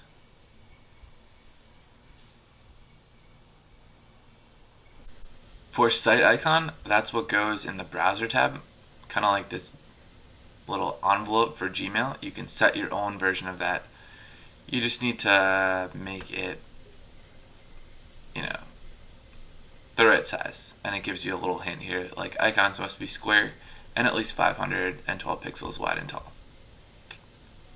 But you know what? I'd like to show you how to make that little icon on your blog, because that will also show you how to make a logo, that general process. And enough of you have asked about how to make a custom logo that we could probably do both and kill two birds with one stone. So head with me to Logo Maker without the E, and just click this link in Google. This is the newest logo making tool I've found. It works just like Pixlr. I've recommended that in other tutorials, pixlr.com, but maybe even easier. And some new features too. Alright, so again, we're just creating this little browser tab icon and replacing this little blank piece of paper that's up there. So I need a graphic, some of which are free, some of which we need to attribute, which I'll show you how to do. I'm going to look up cash because we have an investing blog. And you could search for whatever the niche or topic of your blog is. I kind of like this one with the magnifying glass because we're trying to find money through investing. And you'd use a magnifying glass if you were lost, I guess. So just click the icon, then it populates in your editor. And then let's choose a color on the right. Clicking around the free color wheel, and I want like a darker green. Perfect. Alright, if you were making a logo, you could click the T button and write some text like Lost Investor, and then just move that text, or move the icon so that everything makes sense. Then when you save, you can decide the size of the whole thing and pick a size that fits your blog. And if you want help on inserting a logo into your blog header and replacing this text logo, let me know in the comments. We're not going to do that today though. So let's delete the text and now go to customize and review those. tips from WordPress in site identity, it said that this needs to be at least 512 pixels. What we can do is in the upper right, put in 512 for the width and 512 for the height. Now we need to drag the image centered. The whole thing is a square, so this should work out for us. And once you've gotten the right size, then we can just click save, the floppy disk icon. And it says it's necessary to give the original author credits, which we need to follow. So click the green button, and then you can put that link anywhere on the blog. So let's open up a new tab. Maybe you could make a new page for copyrights or, shout outs too. Just go new page, credits, paste in that little copyright, which seems to want to be in the text tab. If you ever see something like you paste it in and it's got this A and the alligator sign and the link, just put that in the text tab. That means HTML. And then just publish it. So now we have given credit and we can upload that icon. Just click select image, upload, select files, and let's get drawing. There it is, and select. Looks like WordPress accepts the size, so we can save and publish. You could also remove or change image, and it might take a minute to appear in that position, but there we go. We now have a browser tab icon. Alright, and we might want to make that darker or a different icon. There's hundreds to choose from, but you now know how to insert a browser tab icon and the general steps to make a logo for free. Alright, our blog is coming together, but I think the sidebar needs work because we have these default WordPress features in it. So let's go and put stuff in our sidebar. To edit your sidebar, you can click Customize, and then click Widgets, and click Sidebar. For some reason they're in Widgets, although I think this should say Sidebar Widgets. And once you're here, you can just open up an item and remove it. We don't have any comments yet, so we don't need to show that off. We don't have archives, and that should do it. And also I want to get rid of meta because that's what shows the login link and the logout link, and your readers don't need to see that. That's sort of personal for you. If you ever do need to log into your site and you want that link conveniently, then just go to yoursite.com/wp-admin. If you're logged out, this will take you to the login screen, and then you can bookmark this link in your browser and put it on one of the first tabs or something like up here. Alright, we can see our sidebar has updated automatically. To add a new widget, click the Add a Widget button and choose from the default WordPress widgets. The widget I like using the most is the arbitrary text or HTML widget because that gives us the most options. It lets us just paste in code from Facebook or from Google or from YouTube. And I'll show you how that works if we grab some Ipsum, copy that Ipsum again, and paste it in. And so that's where a new widget will show up. I'm actually going to call this Google Ad because in the next step we're going to put in an advertisement from Google. And again, with the text widget, all you need to do is paste in code that other sites generate for you, which is a really common process. Sites want you to use their widgets, their third-party widgets like Google Ads, Google Forms, Facebook Lightboxes, and you can just paste those into the text tab. You don't need to know any coding, you just need to paste it in and it works fine. Alright, let's save and publish and check out the site. And we've successfully edited your sidebar. As promised, now let's learn how to insert a Google advertisement so you can monetize your site and earn back some of the money that you spent setting up the domain name and your hosting, and hopefully then some. Earn back hundreds or even thousands a month as your blog grows and you get more views and clicks. To start, we need to visit Adsense, Google's free advertising program. And I want the sign up page so I can show you the nuts and bolts of how this works. Let's click that link, and it says we need to sign into our Google account. But what I really wanted was a message at the top here that says what you need to get an Adsense account, because I know a lot of people have asked me why they're getting not allowed into Adsense, and the main reason is that they don't have their own website. People are trying to sign up for Adsense with a free blog, like a Blogger blog or a WordPress.com blog or a Tumblr blog, and Adsense has such a huge line of people signing up that they don't let in the free blogs because you don't look serious enough. They don't take you seriously enough to let you in. For us, that's not going to be a problem because you have your own website, and Google can see things like that you signed up for a domain name and you built your own hosting and installed WordPress.org. And they'll view you on a higher level, like those celebrity websites or huge business websites.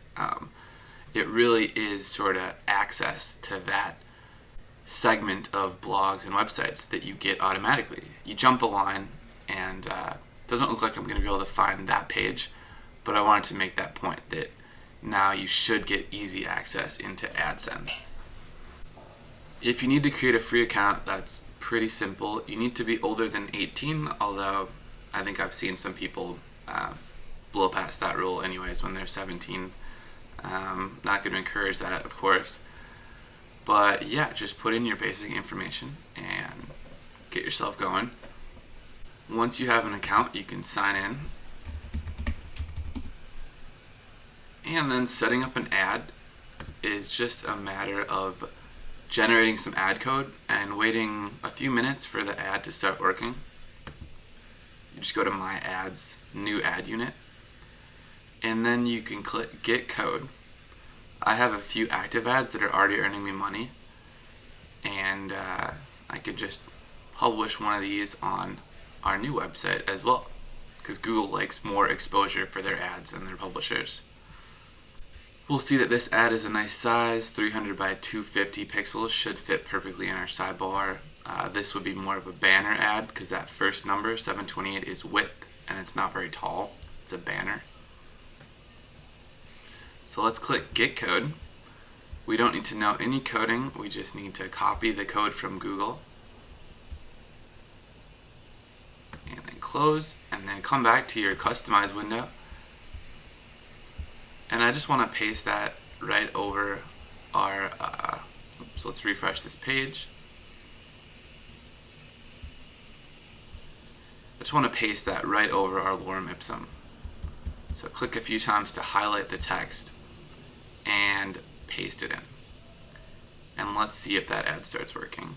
And it does. So pretty cool. That's how you can place ads on your blog to generate revenue.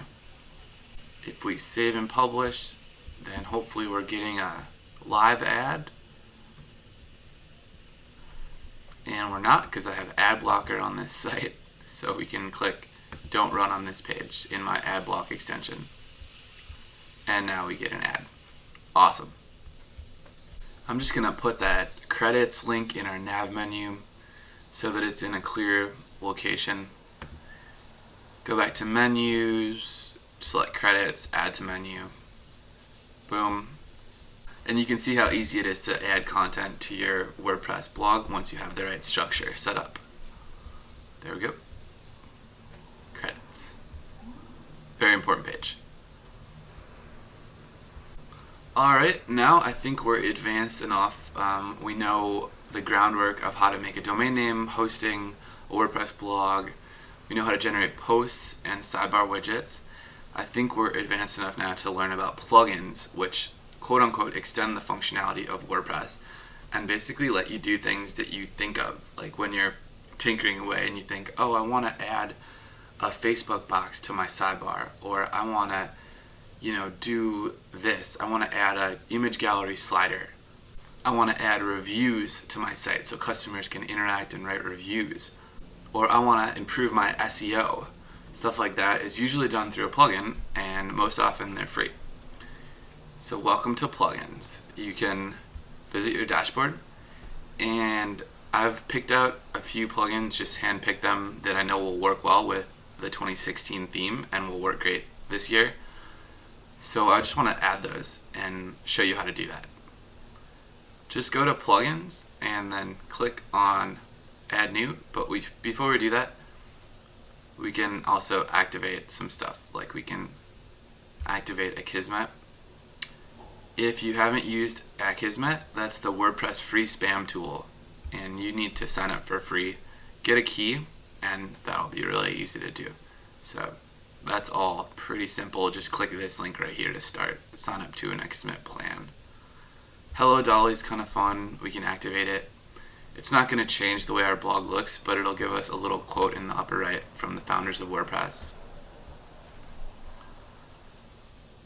Alright, and I'm pretty, cheesy for stuff like that. I like it. And then I just want to activate Jetpack. Some nice features there too. If you want to explore or ask me how to use that, I'm happy to tell you, but we're not going to cover that. And then we can activate HostGator's plugin. Not really sure what that does, but we might need it later. To add a new plugin, just click Add New up there, or in the sidebar. Same thing. And now I want to search for a plugin that lets us put in code to our website without editing the core code, which sits in Appearance Editor. I don't want us to edit that yet because that's even more advanced, and it's too soon to do that, in my opinion. This first plugin is called WordPress Insert Code. It's going to let us insert Facebook code to get that like box, and it's in the upper left. Just click Install Now and activate. Perfect. You can see that plugin right here. You want this blue line also, so that means everything's updated. Blue vertical line. Now let's just click Add New and let's install MetaSlider, WordPress's #1 free slider plugin for image galleries. You can put it in posts, around your blog, in the sidebar, in your header. Really nice, good to know, and a good introduction to sliders that most people, keep forever. So let's activate. We can see MetaSlider now chilling right here, and Add New again. And I want a widget that lets our ad stick to the sidebar. I think that's called Q2W3. And there she is. So, I know my way around the plugin directory a little bit now, and you'll get the hang of it. Activate plugin. It's important not to just install any random old plugin though, because it can conflict with your site. Like I said, I've researched these plugins and I know which ones will work well this year and will work well with your theme. Those are two important things. So just ask me if you have any plugin questions, or if you're not sure about a plugin, or what's the best plugin. And then the last plugin we want for now, we'll add social share icons to our posts. Just do a search for Subsystic, SUPSYSTIC.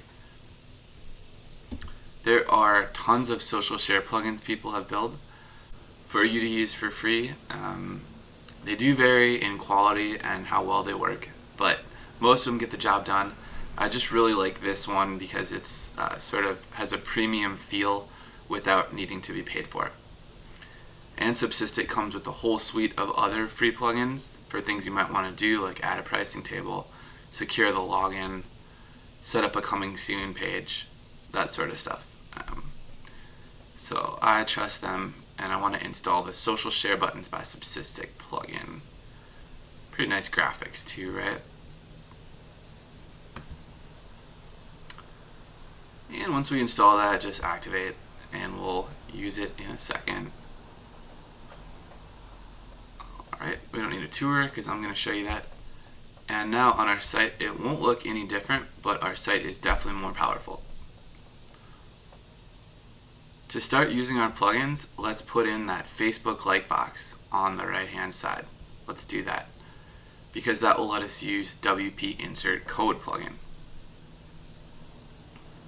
To do that, we need to go to Facebook Page Plugin in Google and just click the top link. This used to be called the like box, but then Facebook changed the way the plugin looked and operates. And basically this lets you put your Facebook page on your blog so people can like it while they're on the blog. You can build more of a following. And the first step is to put in your page URL. I just like editing after the slash. Alright, and mine is just Dear Blogger. So whatever your page link is, put that in. You'll get that automatically. Then we can play around with the width. You can make that like more or something like that. Although I like the default settings. It kind of just gets squeezed into our sidebar on the WordPress blog, which is nice.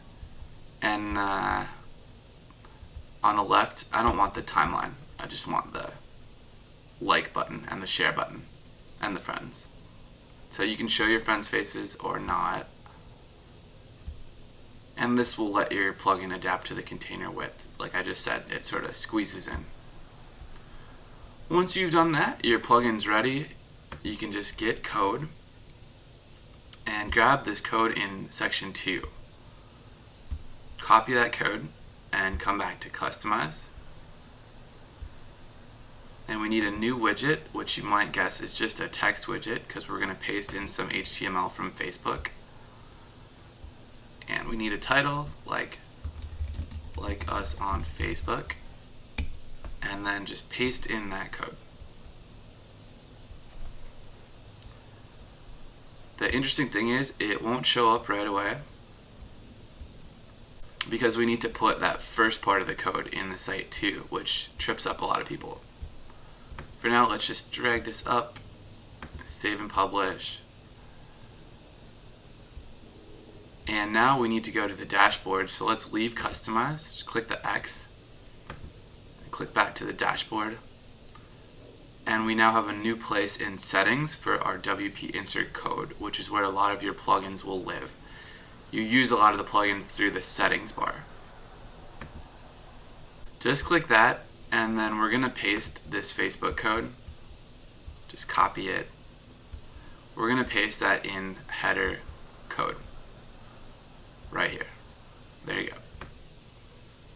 Just like that. No need to edit it or really know what it means. I mean, that's sort of how the web works with new web designers. You just learn by using, and then when you need to edit it, you do. And save. And with those two pieces of Facebook code working for us, we should have that like box right here. But for some reason, we don't. And it looks like the sidebar code didn't get pasted in.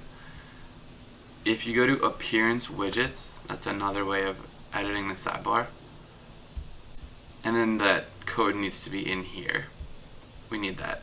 Get code, part 2, paste it in and save. Sorry about that, guys. Now our like box should be working. I still call it a like box, even though it's a... Okay. Still not working. There we go. So sometimes changes just take a little bit longer too, because we're making a lot of changes right now. Alright, I want to show you how to make an image gallery for your blog now too, where you can show off images from your travels or about your products, stuff like that. To make your first image gallery slider, it's time to make use of the Meta Slider plugin. Let's just go back to the dashboard and click Meta Slider. This is so much fun. I can't tell you how many big websites use Meta Slider in amazing ways. It's just got so many possibilities. Alright, so let's just click Create Your First Slideshow. And we can rename it in the upper left, like Post Slider. Or maybe something really simple, just like beaches. And then just click Save for now. Just make that blank slider. because at the moment we need to upload more media, more images for our slider. And then we can insert them here by clicking Add Slide. That's how it works. So let's go to Media, and let's click Add New, select Files. I should have some images that I already downloaded for us to play with, and I can never remember where I put those. That's the problem. Alright, here we go. So I want Creek Tahoe,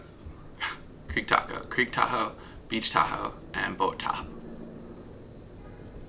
Tacos are good too.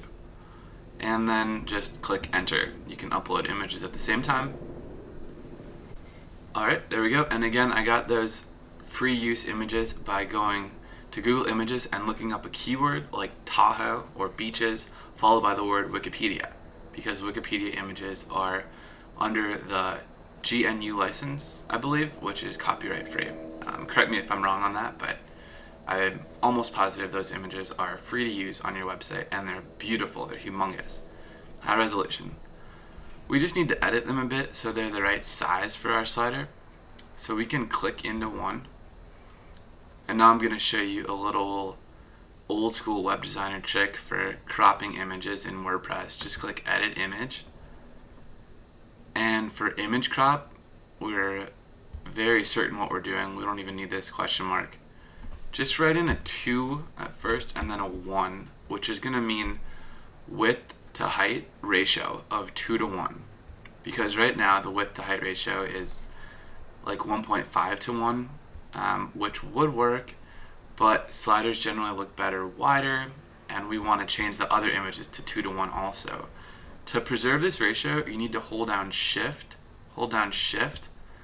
and then click anywhere on the image. So I have the Shift key held. I'm just going to click and drag, and keep holding Shift, and try to drag the best part of your image. Still holding Shift, and then click this crop button, which is kind of hard to find. And then click Save, and you'll have a new edited version of the image. It won't change your image in your downloads or on your desktop, but it will be changed in WordPress, which is great. We can do the same thing. See how these numbers are so weird, the ratio is off? If you put all those images in a slider at once, the slider is going to keep expanding and contracting to adjust to the image size. But if we edit them all to 2 to 1, it doesn't even matter how big they are in pixels, as long as they're the right ratio. So just hold Shift again and get yourself a nice section of that lovely Clearwater beach. Click Crop, and these numbers will be different now. It won't be 2690 or whatever. Just save.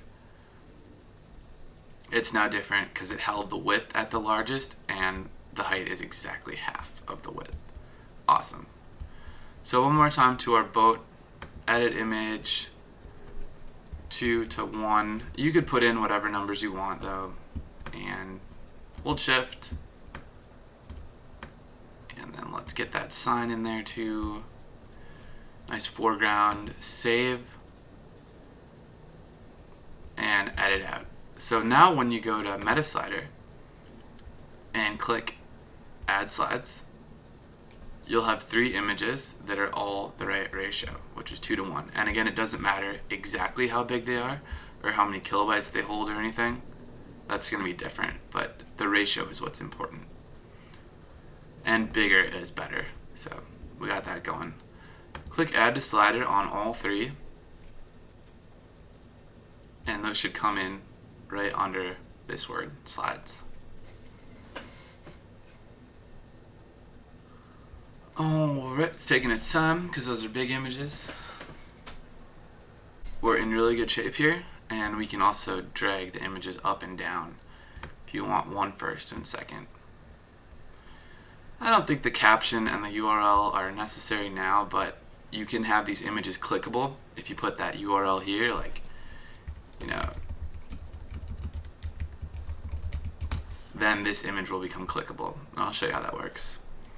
For now, I just want to set a bigger width and a bigger height to our slides so that they'll show the whole image, or as much of it as we want. And there's more options you can, of course, play around with when you have time. So do play around there. Just it's good to know how to set up a foundation for a slider like we're doing right now.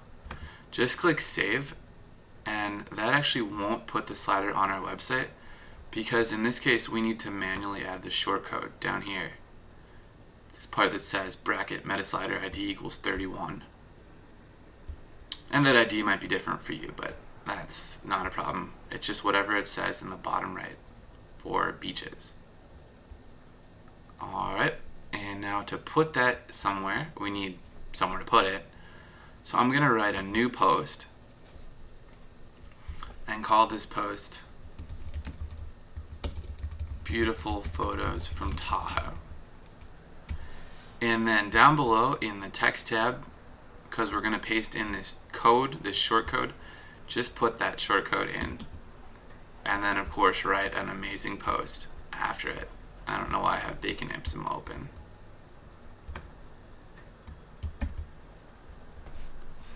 Alright, amazing post. And this post could include some other nice stuff too, like a quote. If you highlight some text and click B quote, it will make a quote out of it, which should show up in visual. There you go. And you can make bulleted lists too, like maybe you want to say things we did on this amazing day. And then you want to click bulleted list, like bullet hiking, bullet cooking, bullet camping, bullet relaxing, bullet blogging. That's pretty neat. And again, all these features in the post are a lot like Microsoft Word. So, if you want to put a header on something, just write like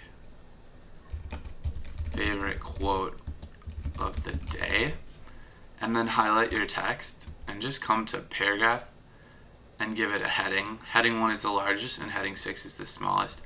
And what it's doing here is showing us that heading 4 is all caps and heading 6 is italics. You can change that. Those are just the default settings of our 2016 theme. Let's try heading 2, which seems to go to white or black. There we go. And we need a category for our post and publish. We're not going to put a featured image in this post, which goes at the top of it, because when we check it out, it's going to have these nice images which we can scroll through just like that. You can show off your photos or your product photos or whatever you've got. That'll also show up on the homepage just because this theme understands a lot of plugins. And when I keep saying theme again, I of course mean what we have in appearance themes. What theme is activated here, which is 2016. That's active. It's the default theme for this year. It's one of the best themes available, and it's free. And it was made by the WordPress team themselves, so you know that it's awesome. Ooh, it needs an update. Let's update now. Wow, that was quick. I thought it just came out. Alright, there we go. So that's what a theme is. It's just the layout or the template that you have active, and you can choose from hundreds of them. But that will change how your blog looks right away if you activate a new theme. Alright, that post looks awesome. If for some reason you wanted to cut off part of the post and just put a preview so that the whole post doesn't show up on the homepage, that's pretty easily doable. Let's do this to another Tahoe post though, because I like that whole post. Just click Edit Post, and then you're going to have your text. We can paste over that. And where you want the post to cut off on the homepage, just click this little link that looks kind of like a sandwich. Insert Read More, and click Update. By doing that, you'll get a new link on the homepage that just says Continue Reading. And you can put that, further up or further down, or you can also change what this says. just let me know if you want to do that, but it should take people down to the next section. Alright, if you want to make that advertisement in your sidebar sticky so that people see it and have a chance to click it and give you a little bit of ad revenue as they view your whole page, just go back to Customize. And because we installed that Q2W3 fixed widget plugin in Widgets, Sidebar, Text Google Ad, you'll get an option for fixed widget. That's all that plugin does, just simple, efficient, and beautiful. When you save and check out the site, now that ad will stick just like that. And you could do that with any widget in your sidebar. Pretty cool. Alright folks, congrats on making it this far. We're making such good progress that I want to just keep going through and explain a few more things to you, like how to make your contact page with the Google form and how to set up social share icons on your posts so that users can share them and hopefully they go viral. And my heater is off. It's been a lucky time here tonight because the noise is deadened and we can just work. Alright, so let's start by adding those social share buttons to the posts. Enough of you have asked me to do that we definitely need to cover how to get social share buttons on a blog post. WordPress doesn't come with that because WordPress doesn't really know that you want to do that. There's a million different ways to use WordPress which might not involve social sharing. But because we installed our plugin called Subsistic, we have a tool for adding social share buttons to increase traffic and popularity, blah, blah, blah. To start using that, just go to Social Share by Subsistic. And there's some awesome demo content here and how to, but we already know how to do it, so let's click Let's Start. And we first need a project name like Posts and Create. Just click Create. Now we can select which buttons to show. I usually think less is more because that focuses people's attention on certain buttons. You don't want so many buttons that someone can't decide which button to share your post on and which place to share it and then doesn't do it at all. Also, I like building numbers here. It's good to show like a number count on each one as opposed to a 0. So let's just choose the biggest 3 and create. And now we need a place to show them. Right now it's in the sidebar, which is perfect, but that can also go in different places, like in content. It could be above content, or above and below, or below. The one thing about above and below in WordPress and on this theme is that if you use that excerpt, then that text might get in the way of above and below. So just below is really good. Above is really good if you don't use the excerpt feature in your post. Little note to make, but we just want it on sidebar left. Perfect. Now we can click Save and Design and choose how you want your buttons to look. Like this one's pretty cool. Kind of tells people what to do, share, but I just want this simple circle. And I want the icons to animate with the rubber band animation. Alright, and there can be more spacing too, like that. Very cool. And now let's just save it. Let's see what happened. If we go to the blog, we now get these cool buttons with the animation, and that'll exist on every part of the blog. WordPress reads which post we're on, and if you click Facebook, it will automatically pull up the option to share that specific post, like our beautiful photos from Tahoe post, including the blog name.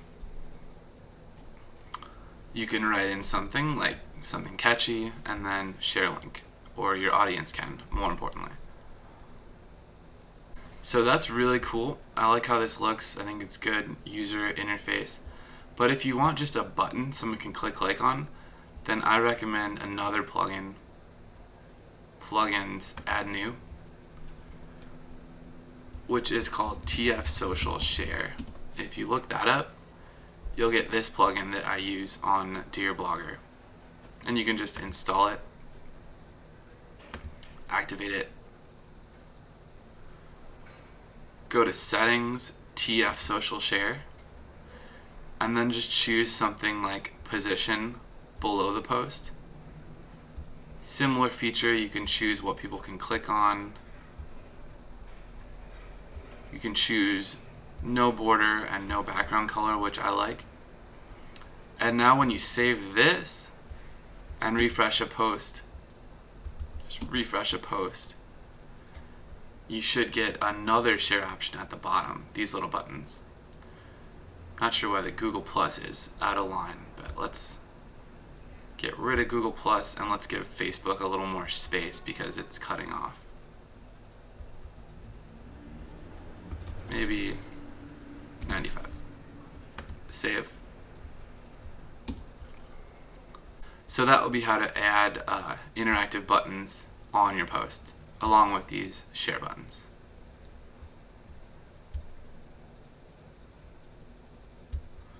Alright, works pretty well. To set up that awesome professional looking contact form on your contact page, you need to go to Google Forms, which is free. That lives in Google Drive. And I use Google Drive for a lot of stuff when I share work with other people, teammates, stuff like that. But you need a Google Drive account, which is free, definitely worth setting up right away.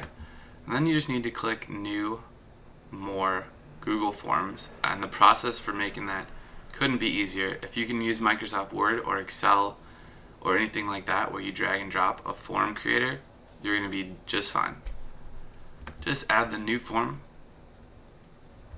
give it a title like contact form, and then you can create your own form right here.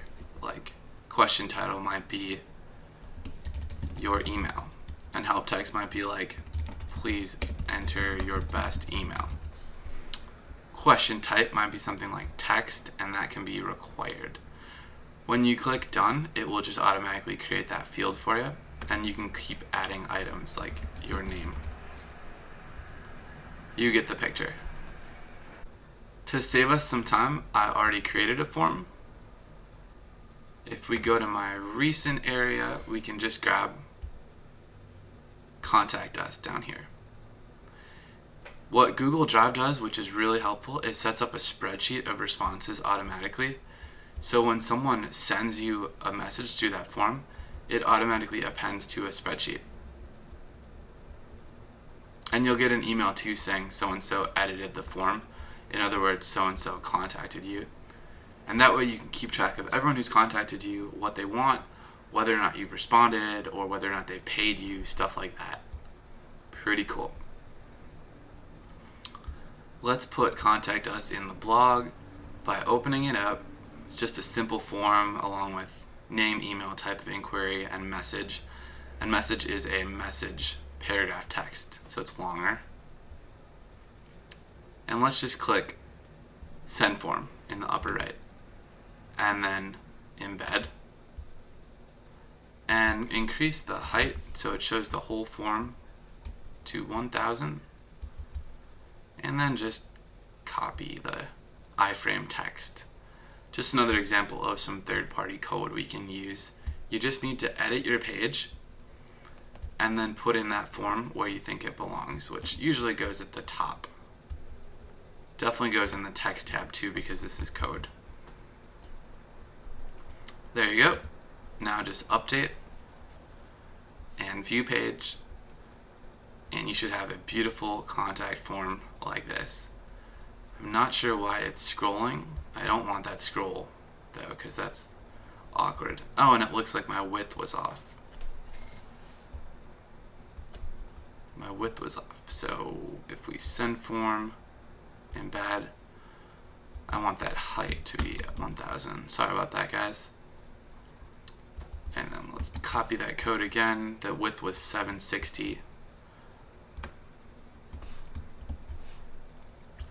And update. We can see it's just some simple code that we don't need to change at all in WordPress. We just need to paste it in. Make sure you get all the symbols in there too. And now the form should look great. When someone uses your form, like writes in their name, like, hi, it's Greg. I'm writing about content. I want to send you a guest post. Please let me know if this topic works, something like that. And then click submit. They'll get this confirmation message, and if you go to your form and click view responses, you'll see that message from me. Pretty cool. If you need more help creating your form, changing the design of it, removing the background, or changing the wording, let me know in the comments. Lastly, you might want to change how your blog looks at the bottom in the footer. You can get that social icon menu we saw on the other blog, on our demo blog from the start, by creating a new menu and setting it to the social links menu. That'll go on the bottom right. And you can add items to the footer by clicking customize, widgets, you can add items to your footer by clicking appearance widgets and putting widgets in content bottom and content bottom. Those will go in the footer. They won't show up on the homepage, but those will show up on posts and pages too. You'll also hear of these things called child themes, which are ways of modifying your site even more. It's sort of like putting a filter or another sort of mask on top of your site where you can write in CSS, cascading style sheets, which is designer code that can change how the text looks, the background color, the image sizing, or really anything else that has to do with the design elements on your blog. If you want to create a child theme, just click the link I'm giving you here, and I have a beginner walkthrough on that. There's no reason to be confused, and there's no reason not to be even more powerful with your design. That actually does it for our tutorial. I'm kind of sad to have to say goodbye, but it's only the beginning. 2016 is supposed to be a big year in blogging, so go ahead and leave your mark, get your blog created quickly and strongly, and then launch with style. Alright? I have some more links in the notes below that could help you with the later steps. I hope you'll check those out. I hope you'll comment and rate the video and share it with a new blogging friend. That'd really help. Thanks a lot, and yeah, remember the sky's the limit with blogging. Don't take no for an answer. Start marketing sooner rather than later, and start guest posting. And hopefully you too can blog for a living someday soon. I would love to help you get there. If you're not there already, of course. Alright guys, so long. Thanks again. Have a great day or night, and I'll see you next time, or I'll see you in the comments. Alright, take care. See ya.